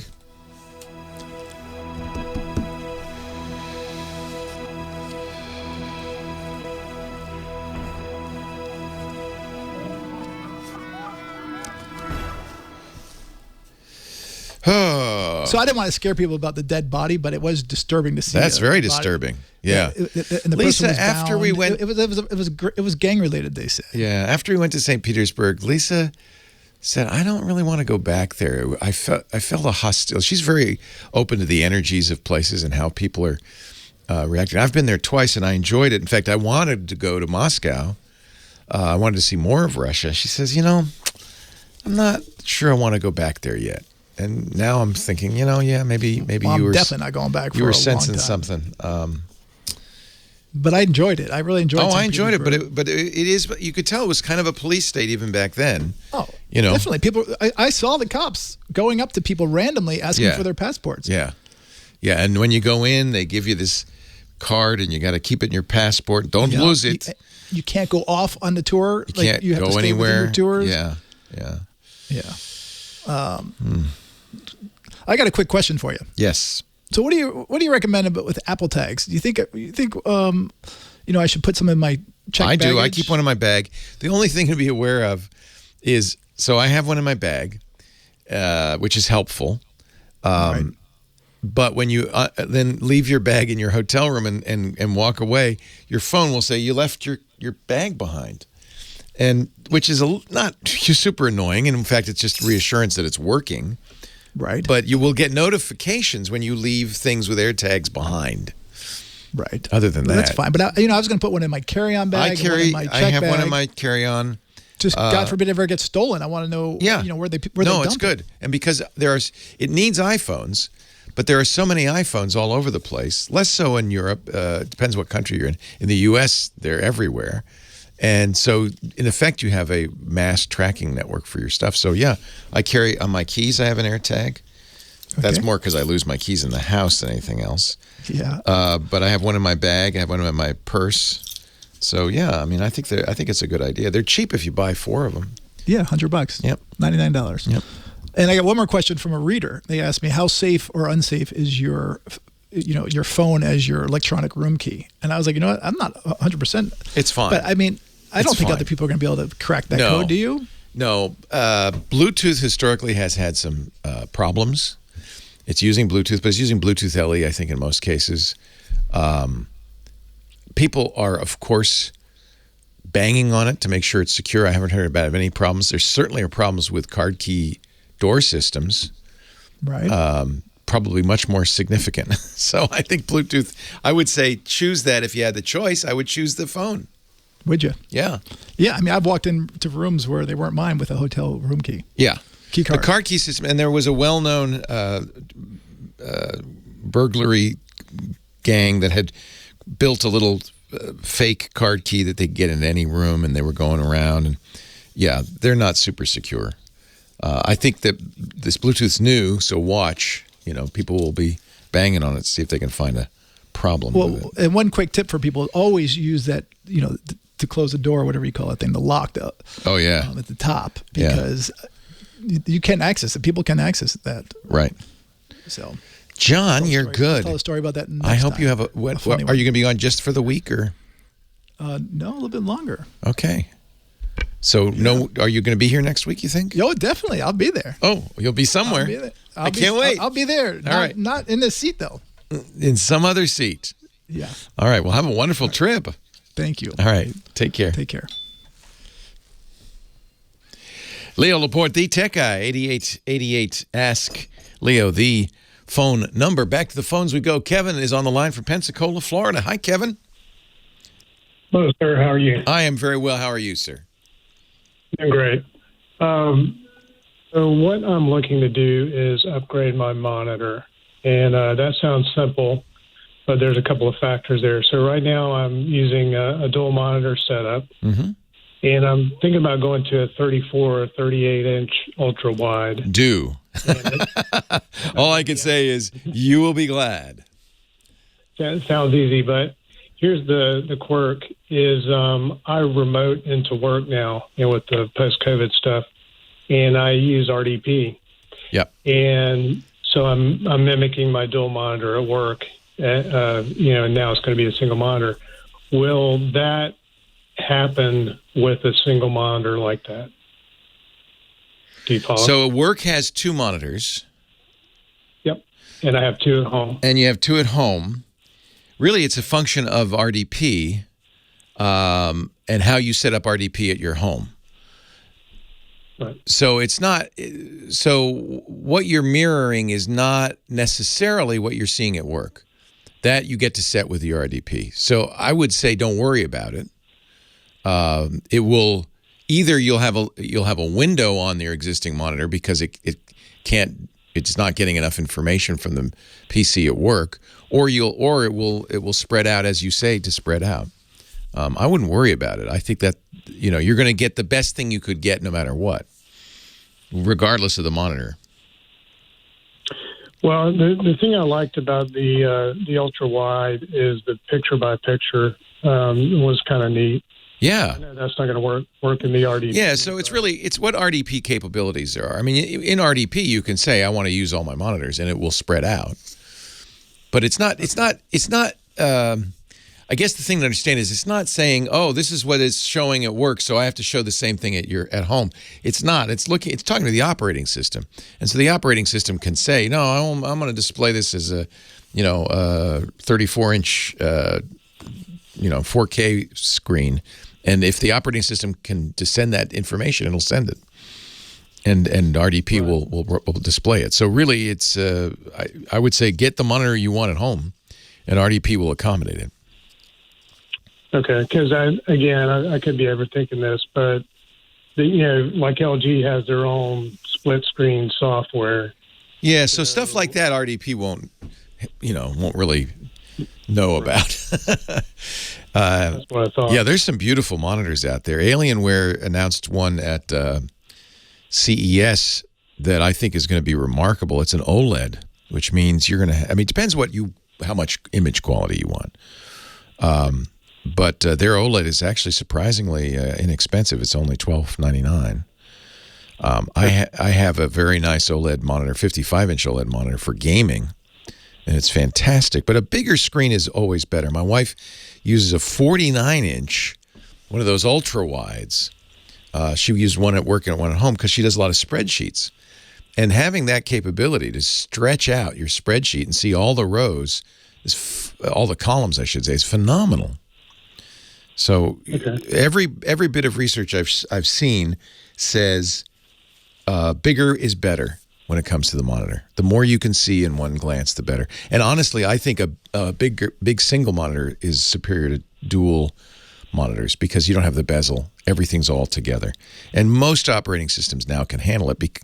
Windows for sure, because there are so many big monitors. Right. She has an Asus. We use a Dell that's also very good. Those are both 49-inch. I have a 55-inch Alienware, which is also Dell. That's just their gaming brand. And the reviews coming in on this Alienware 34-inch are phenomenal. This is one of those wide, slightly curved monitors. Right. I was, part of the thinking is I'm going to graduate from 2 devices to 3, and I'd have the 3 ports and the monitor I'm looking at. Yep. And then I can flip between those. And it was either that or go to a KVM switch, which, KVM is just a little more convenient. You can switch ports with the remote that comes with the monitor or with the bottom buttons on the monitor. So that's a little bit of a pain. If you don't do a lot of switching back and forth, that's not a problem. That's how I'm going to do it. When I get a Mac Mini, it's going to go on that 55-inch next to the PC. And I will just, I don't think, you can get keyboards. I have a keyboard that will switch, so I can use the same keyboard and mouse. And then, I'll have to manually switch the monitor. A KVM would give you one button that could do that. Big deal. Okay. Yeah. KVMs sometimes add more problems than they solve. These virtual keyboard, monitor, and mouse devices. Yeah, that was one of the concerns. Yeah. Not using a KVM is probably all right if you don't mind switching the port back and forth on the monitor. But big is better. Big is definitely better. And some of these monitors, HP makes one, you can have both hooked up. If it's a big enough monitor, the left side of the screen can go to the computer on the left, the right side of the screen, the computer on the right. You can have both hooked up at the same time. That's even better. Right. Yeah. That's a picture by picture. That's the picture by picture, yep. Okay. Excellent. Yeah. Very nice way to go. Nice. Enjoy. You're going to have a great setup, it sounds like. Thanks, sir. All right. Take care, Kevin. I should have asked. Are you in the service, Kevin? Excuse me? Are you in the service? No, sir, I'm not. Okay. I work for a big bank here. Okay. Yeah. You're just so polite. Thank you. And I know there's a lot of people in the service in Pensacola. All right. Have a great day. Yes, sir. Take care. I don't get called sir all that often. let's put it that way. Scott from Toluca Lake. Hi, Scott. Leo Laporte, the tech guy. Hi, Leo. Long-time listener since the beginning. Great to have you. Okay. At my job, we're all competing for hours on a scheduling app. Every time hours are posted, by the time I select any, they're already taken. I hate it when that happens. I have a 3G iPhone 7 on Verizon. Well, you're going to have to replace that at the end of the year anyway. Do you think if I bought a new 5G iPhone, it would make a difference? It might. What are these other guys doing? Have you talked to anybody? How do you get in so quickly? Did you ask them? See, that's the thing. I was standing next to like 4 guys last time that they were posted, and 2 of them have newer phones. And they were in like that? Yes. It's a matter of a second or 2 difference. Oh, wow. What a competition. Holy cow. Yeah, sure. So it's faster in 2 ways. 5G has lower latency and faster bandwidth, so it will help there. But also, a newer phone will have faster processors. And so, is it? You said it's an app, or is it a website that you have to load up? No, it's an app. It's an app. Okay, so that's a little bit more of an unknown, but the speed of the processor might well have to have something to do with how fast. When you push a button and says "Show me the assignments," or how does it work? They're blocks of time. Yeah. And in the app, do they just show up? Like you launch the app and it says there they are? They drop them at a certain time. Ah. Does the app automatically refresh? If you scroll up and down, it does. Okay. So, yeah, I sit there refreshing. So you pull it down, pull it down. Finally, it goes. Yeah, absolutely. That's both internet speed and speed of processor. A newer phone will benefit you in both cases. 3G is very slow. So, okay, and you're going to have to buy a new one anyway. Verizon's phasing out those 3G towers at the end of the year. Fantastic. See, now that I have your opinion, I'll make more money, honey. I'll make more money. It pays for itself, honey. Absolutely. That's all you have to say. And you know, do yourself a favor. Get a nice iPhone 13. Get the state of the art. Why not? Well, the other thing is, on the rumors side, it said March 8th. The new phones are coming out. So what will come out almost certainly a week from Tuesday, all rumor, is an iPhone SE. That will be the lower cost, but that will be adequate. It'll have 5G, and it'll have a better processor. That might be all you need. Save you money. Leo Laporte, the tech guy.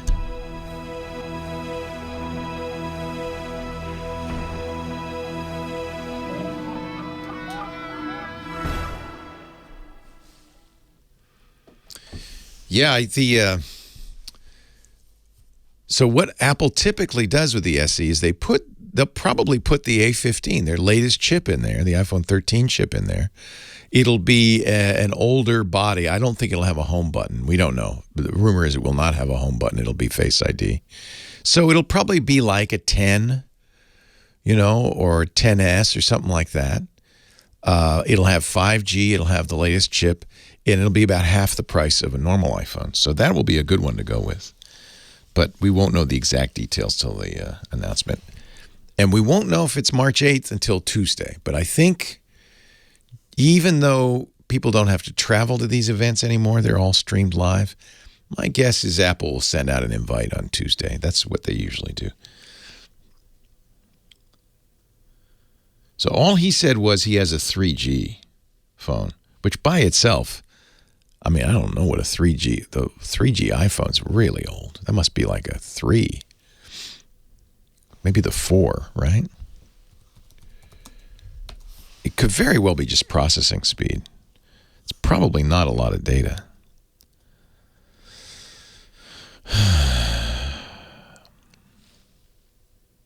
He said 7? Oh. The 7 should support LTE, yeah. Huh.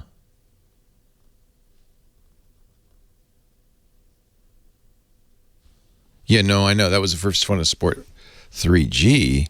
The question is, what was the last phone to support to only 3G? He said 7. Yeah. If it's a 7, you're right. He has LTE. Get the SE. And that's the other thing I should have mentioned with 5G. You also want to check what kind of 5G is available in your area. If it probably won't be millimeter wave, but if it's mid-band, that's very fast. You should beat all the other guys if you could do that. I was getting 500 megabits down on my Pixel 6 with T-Mobile's mid-band. It's incredible. Well, hey, how are you today? Hour 3 of the Tech Guy Show. I'm Leo Laporte, your personal tech guide in this wacky world of technology. The computers, the internet, home theater, digital photography, smartphones, smartwatches, anything with a chip in it. 8888 Ask Leo, that's the phone number. If you want to talk about tech, that's what I'm here for. It's all I want to talk about. I just want to talk about tech. 8888 Ask Leo. Of course, these days, tech means a lot more than it used to. When I first started doing this in the early 90s, tech was kind of a bywater. It was before even the internet was very widespread. And so tech was for enthusiasts, hobbyists, people who were forced to use a computer at work maybe. But, it certainly wasn't mainstream as it is now. Everybody uses tech all the time. I never imagined a world. I did imagine a world where you would have an always connected computer of some kind in your pocket, because the Apple Newton came out in the mid-'90s, and I even remember looking at it saying, boy, if they get this, a full-time internet connection as you walk around, that might be amazing. Little did I know we'd have supercomputers in our pockets. But what I really didn't imagine is how that global, universal communication would change the world. I mean, always being connected, always talking to people at all times. It's proven both incredibly distracting and incredibly powerful. When something happens, something newsworthy like this war in Ukraine, you're on top of it. You're always there. This week I got the new Samsung Galaxy S22 Ultra. Let me get all the numbers and letters and names in the right order there. Which is essentially their version of the Note, which I always loved the Galaxy Note. It has a stylus which pops out.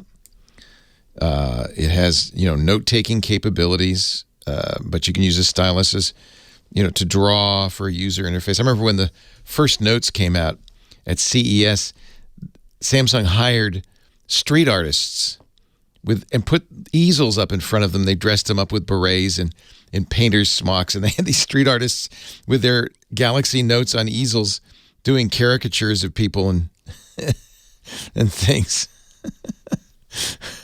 I particularly liked the beret.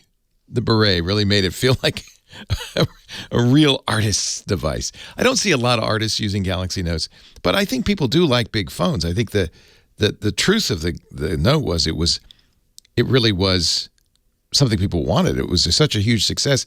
It actually put itself out of business because they don't make a Note anymore, but the Note is basically mainstream. Everybody makes a big phone now, right? So kind of not surprising that this thing is a Galaxy Note, even though it's just a Galaxy S22 Ultra. I'm pretty happy with it. Beautiful screen. I mean, let me see if I can't close this Note now. Put away the pen. Maybe the note will go away.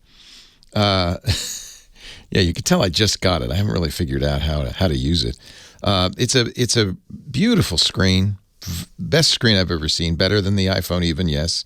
Not better software than the iPhone. It's Android, right? But 120 hertz refresh.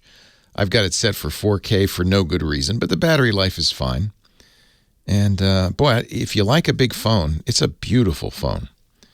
It's kind of a shame. These phones are so expensive. This is the one I have, which has 512 gigs of memory or storage, 12 gigabytes of RAM, and a Snapdragon Qualcomm processor is, I think, was $1,400. That's crazy. So you got to put it in a case, right?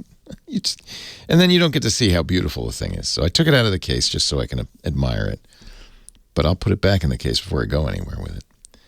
They've done a nice job. If you're a Samsung fan, Samsung's done it again. I haven't had a lot of chance to play with the cameras, but it's pretty impressive what these cameras can do, especially the zoom on the Samsung is remarkable. It has effectively a 100x digital zoom, which is pretty impressive. You can zoom in on almost anything and get a pretty good picture out of it, too.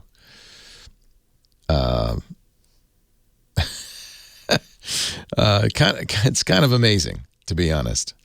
Really, the cameras have gotten so good. I wonder, do I even need to carry, my fancy cameras with me anymore? I've got a phone that can do everything.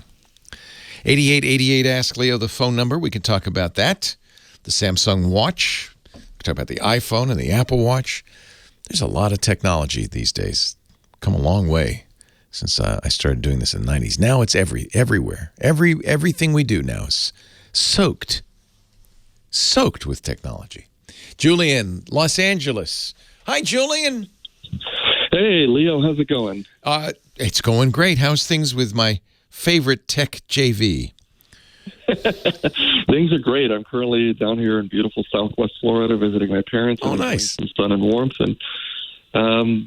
And you're talking about cameras and all the advancements in cameras. One of the nice things about cameras in these devices is that it could also be used to make tools for those of us who are blind and low vision. And I wanted to share one such tool with the audience. Please, today. Yes.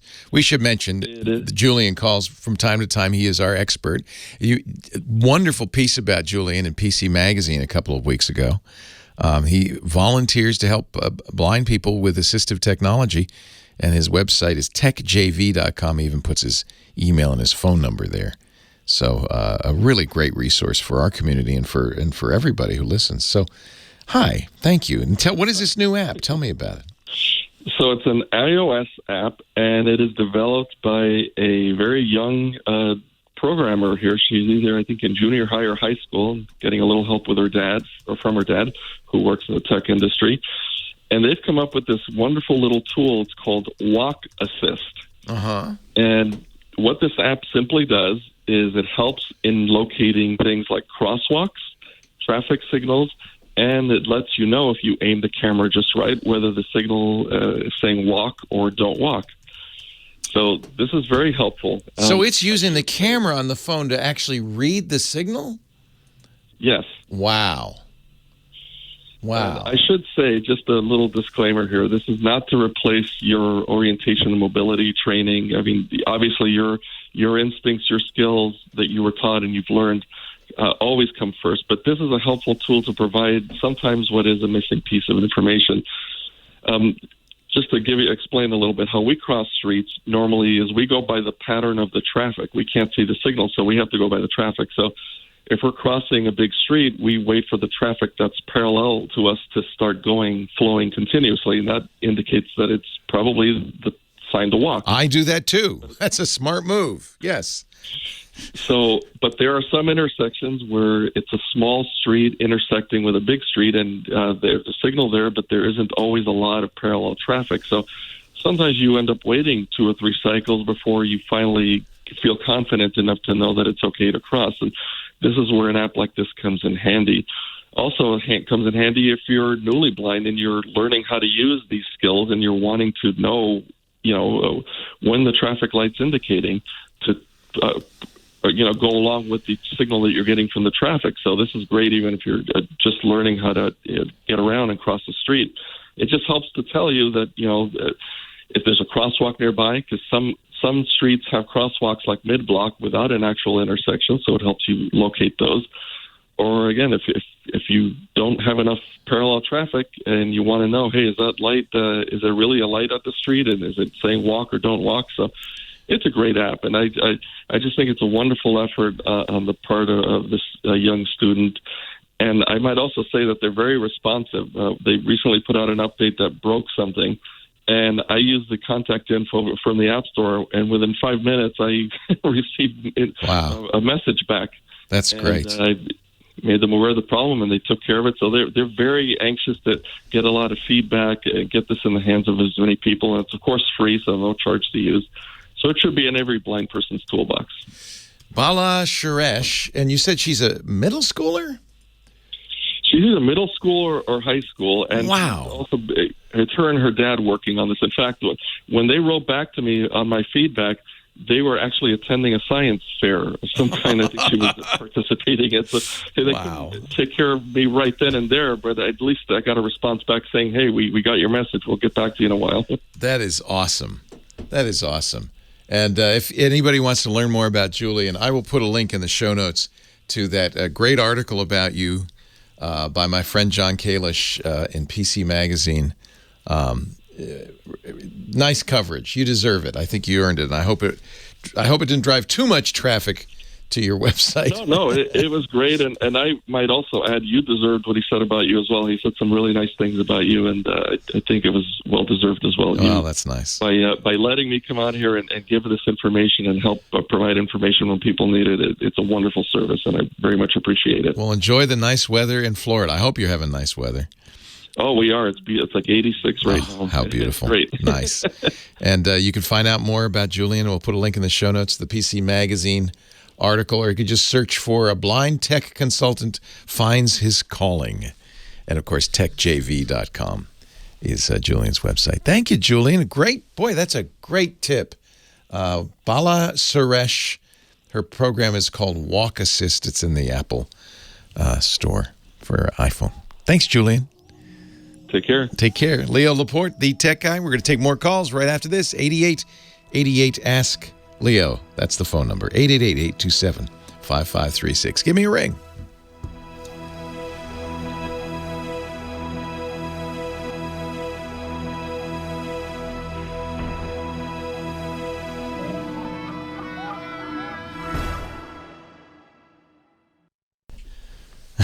Leo Laporte, the tech guy. Thanks to Professor Laura, our musical director, who finds all that great stuff. 8888 Ask Leo. That's the phone number on the line. Claudia from North Hollywood. Hi, Claudia.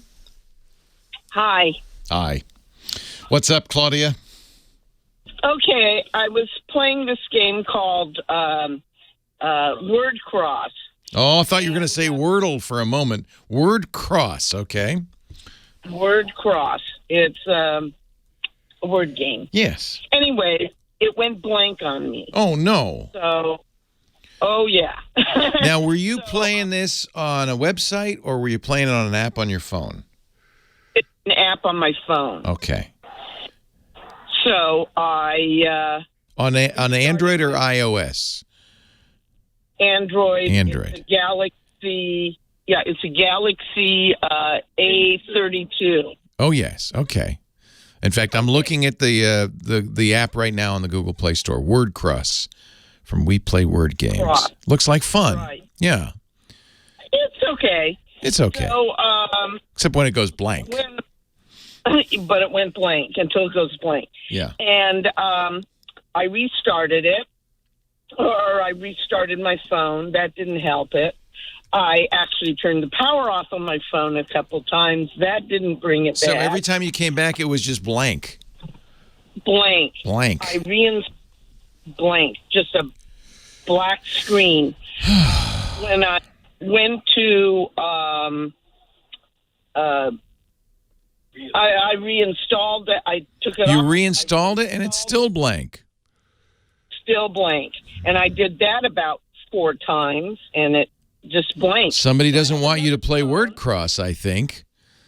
Right. I have another phone that has the same game on it, an older phone, and it's fine. It works fine. Yeah.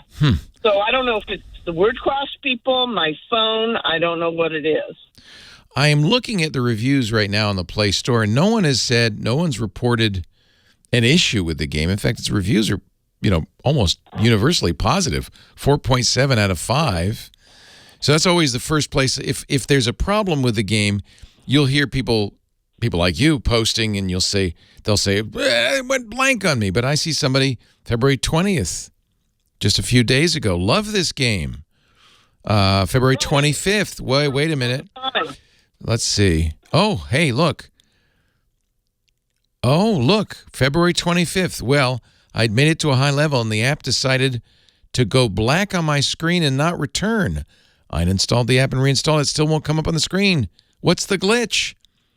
Are you Sideways Ministries? Is that you? No. So somebody else reporting the same thing, and that's the most recent review. So sounds like there might be a problem. Yes. With them. Okay. Yeah, so good. That's good news. It's not your phone. I've played over 1,000 games on, 1,000. Yeah. I think. Oh, yeah. So what I did, I sort by recent. And here's another one. This game is no longer working after opening. It just stuck on a blank screen. That's from today. Andrea says, love the game, but when I hit 10,981, the game stopped. Blacked out. I tried uninstalling, reinstalling. It doesn't play anymore. So it is something wrong with the game. Maybe it's with people, because it seems to be people with high scores. Maybe it's decided you've played too much, but you know what probably it is? It's a bug. It's not hitting everybody, just people like you who played a lot. Well, yes. Start over. Can you clear your score? Even if it did, it won't go on. I can't clear it. I think you're just going to have to wait until they push out an update. It's a reliable game. It's an editor's choice from Google. As I said, it has excellent reviews. But in the last few days, people are saying it's going blank on them. There you go. Here's Faith says, I played 2+ years, but since your last update, I can't open the game. I get a blank black screen. So I think that game isn't opening after a recent update. It shows blank and gets stuck. So this sometimes happens. And all of these complaints are from the last couple of days. Game will not even start up after the recent update. So it sounds like and this happens. Sometimes the updates break the game. In fact, I'm seeing now a lot of them, and they're all in the last few days. All of them, it's funny because it's got great scores, great reviews right up till 2 days ago. Great. Okay. Well, I think that's when mine went out. Yeah. It says February 24th is the oldest one that says this. So I think that's, exactly what happened a few days ago. It broke. Yeah. They'll push out a fix. Fear not. Oh. In fact, careful about deleting it because you don't want to delete your high score, right? No, but I've. But you want to play it. You want to play it. Installed it. Yeah, I've uninstalled it and installed it a number of times, so I probably have lost my score anyways right now. Well, don't mess with it anymore, but do go to the Google Play Store from time to time. Here's a little tip on Android phones. If you press and hold the icon for the Google Play Store, it'll pop up a little button that says My Apps, and it'll go right to your installed apps, and you can refresh it and pull it down and install the new ones, the updates quickly. I bet you the next day or two, certainly if I were the developer, I would see all these reviews and I would fix it. I bet you they'll fix it soon. So fear not, Claudia. Leo Laporte, the tech guy.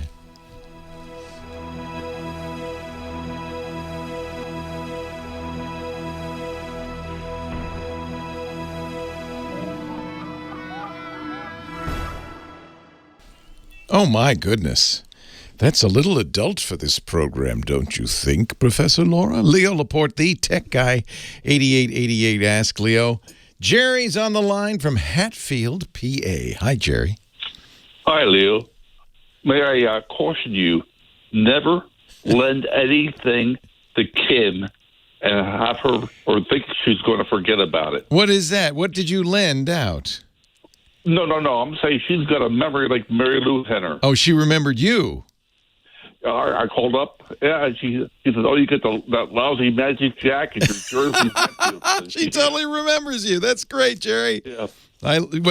She's my mind. I have exported my mind. I've actually outsourced it to Kim, and now she's responsible. So good luck, Kim.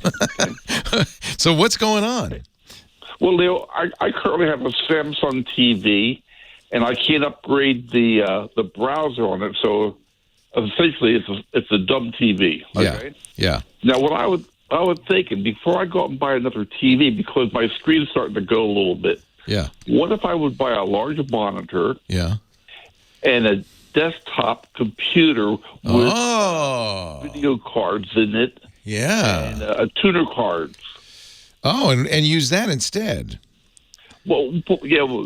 Any pros or cons against that?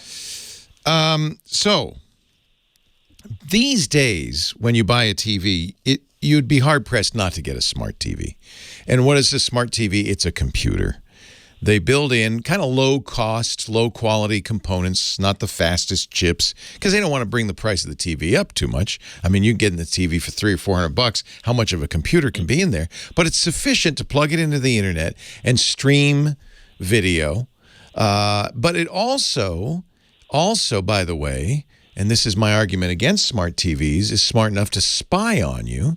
Samsung TVs, for instance, it is said, will send screenshots of what you're watching back to the home office because that's how cheap. One of the ways they get them so cheap, they sell marketing information about you.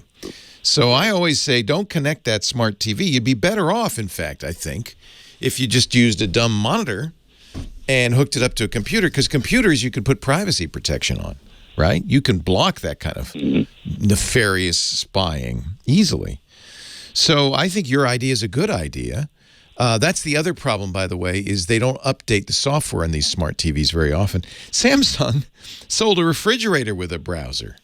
Did you know about this? They sold a refrigerator with a browser, but then they never updated it, so you can't use the browser. The refrigerator works fine, but the browser's so out of date, no site will load.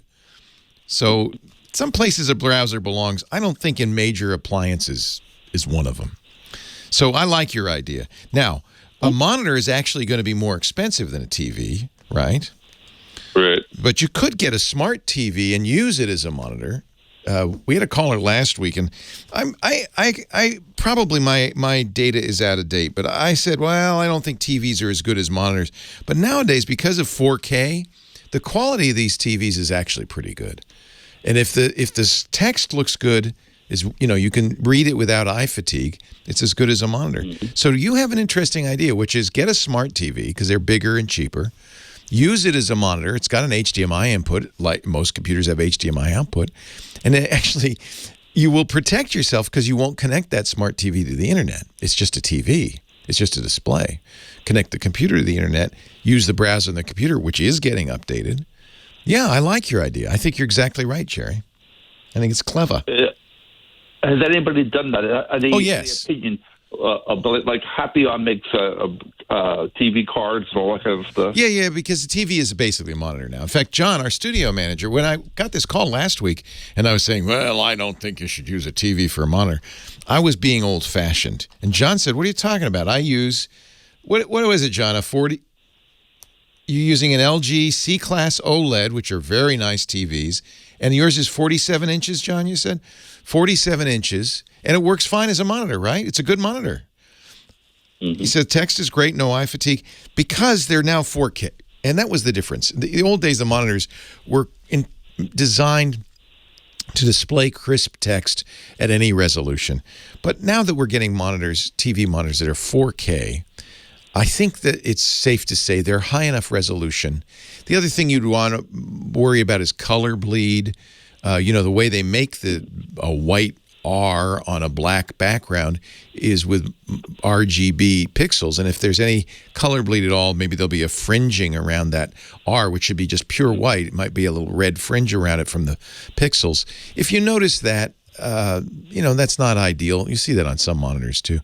I mentioned this earlier, Alienware is now, they announced this at CES, and I think they're about to ship it, making a 34-inch widescreen monitor that is essentially their TV. I bet they get the panels from Samsung, because they're these QD OLEDs, which is the new OLED style, this quantum dot OLEDs. And I think only Samsung, I can't remember who it is, I think only Samsung is making them. Sony says they're gonna, but right now, so it's a TV. It's probably the same panel you'd get on a smart TV, but they're selling it as a monitor. So I wouldn't hesitate, as long as the resolution is good enough. A lot of people are doing what you suggest, actually, Jerry. Well, thank you, Leo. Yeah. And if you can, look at the TV with text displayed. You're going to pull up a browser and see. But yeah, this makes a lot of sense. In fact, nowadays with computers like Chromeboxes, the Intel NUCs, or a Mac Mini, these are little computers that aren't going to occupy a lot of space. They're small enough to put them behind the TV. Wireless keyboards, wireless mice, so you can sit a little bit of a distance, maybe put your feet up in your Barca lounger. I think you now have a pretty nice setup, and you've got a TV and a computing setup. I think there's nothing wrong with that. As I said, John uses an LG C-Class OLED. That's actually what I use as my main TV, so it's the same kind of TV. They're very good panels, very good coloration. And you might want to look at these new Samsung QD OLEDs. These Scott was talking about them at CES. They're just starting to come out now. I'm thinking they're going to be a little more expensive, but they're OLED screens using quantum dot technology, which means they're going to be brighter. This is the one issue perhaps with using an OLED display as a monitor. They're not going to be as bright as a computer monitor, so you might need to darken the room a little bit. But not these QDs. Apparently, the quantum dot makes it a lot brighter. The QD OLEDs. Interestingly, Alienware is selling a widescreen. You would probably want this as maybe you would as a TV set. It's 21 by 9. I guess, Lawrence of Arabia would be perfect on there, right? It's a Cinerama screen. And it's only $12.99, which I think is probably less than the TVs, the QD OLED TVs. Aspect ratio is another thing to consider. Old school television, I Love Lucy was 4:3. 16:9 is the default widescreen now for most TVs. So 16:9, and if you got a, say, 21:9 computer monitor, well, you'd have black bars on either side. Unless, if you notice, sometimes when you watch a movie on your 16:9 TV, there's black bars top and bottom. That means that's at a wider aspect ratio, maybe even 21:9. I think that was close to the Cinerama aspect ratio. So if you got a widescreen movie on there, man, that would look good. Kind of curve around you. I like that idea, Jerry. In fact, I might steal it.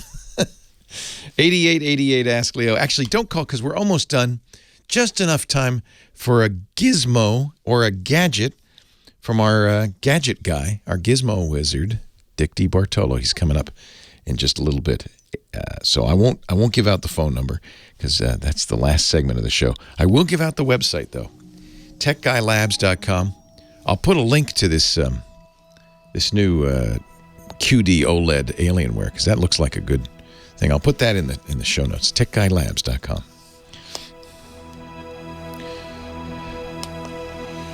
What is the Cinerama's 2.35 to 1? So, but I don't know. I'll have to do some math to see how that, what is that to 9, right? Hello, Dickie D. Leo, how you doing, pal? You're the mean one, Mr. Grinch. You really are a heel. 1971, the Levi's ad. That's what that was. We were talking about deep voice people. Oh, yeah. Because you're among them. Mike Mann has a very nice sound system on his, he's listening to the show on.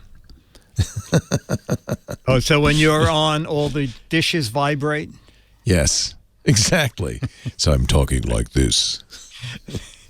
Oh, there goes another plate, Martha. It's Leo. Baby. So, 1973 was the start of the new match game, says Edmonton Oiler guy. You already have some fans in here. Oh, great. Yes, they're already talking match some. game. Yes. How is life? Good. Good. And out there? Out here in the real world? It seems all right.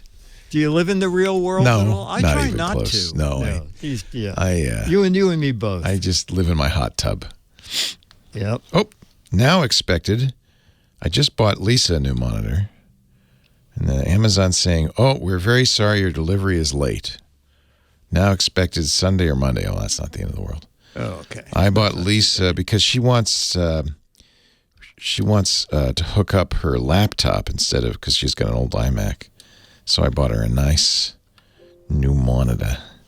What did I buy her? Oh, great. Because we were talking about monitors. What did I buy her? I don't know. Something good. Woo! Whoop, whoop. Leo Laporte, the tech guy. Time to disco dance-in moment. Hello, Dickie D. Dick Debartolo is... Leo, how you doing? I'm great. Mad Magazine's maddest writer. He's our gizmo guy. Joins us every week to talk gizmos. What do you got? Exactly. So I do not have this gadget. A viewer of the Gizwiz sent in a video about it, and if I had this about 5 years ago, I would have loved it. Do you still have any 8mm films hanging around? 8mm film? Yeah, film. I never, I never shot any of that. No. Oh, okay. I wasn't, that was never in the film era. That's kind of like my parents might. You have 8mm film? I have 8mm video, 8mm cassettes. No. You're talking film from Kodak, okay? And I kept a camera at Goodson Todman, and when we had real people that I loved on, like Match Game, like Betty White, I would make films. Do you think you have some 8mm film of Betty White? I do. Actually, I posted it on YouTube a couple of weeks ago. Oh, my goodness. Tom Wayne sent me a video about a thing called the Wolverine 8mm and Super 8 converter. For that, I sent my videos out to a company called Yes Video. But before I sent them out, I called the company and I said, listen, I have filmed, I have Betty White, I have Van Johnson, I have Audrey Meadows, I have all these famous people. Can you handle this with care? And I'm going to FedEx it. And well, that's always been my concern. I don't want to mail stuff in case it gets lost. That's the only copy. I mean, that's super valuable what you have there. No, absolutely. Absolutely. As a matter of fact, they ended up doing it for free. The guy said, this is so unbelievable. So we're not cool. even going to charge you to do this. Anyway, so Tom Wayne found this thing called the Wolverine converter. So it does frame by frame, 8mm, and does Super it come 8. with adamantium claws? No, never mind. That's a comic book joke. I know Santa Claus, but Santa Claus might bring you one at Christmas. Because when I search for Wolverine, all I get is Wolverine.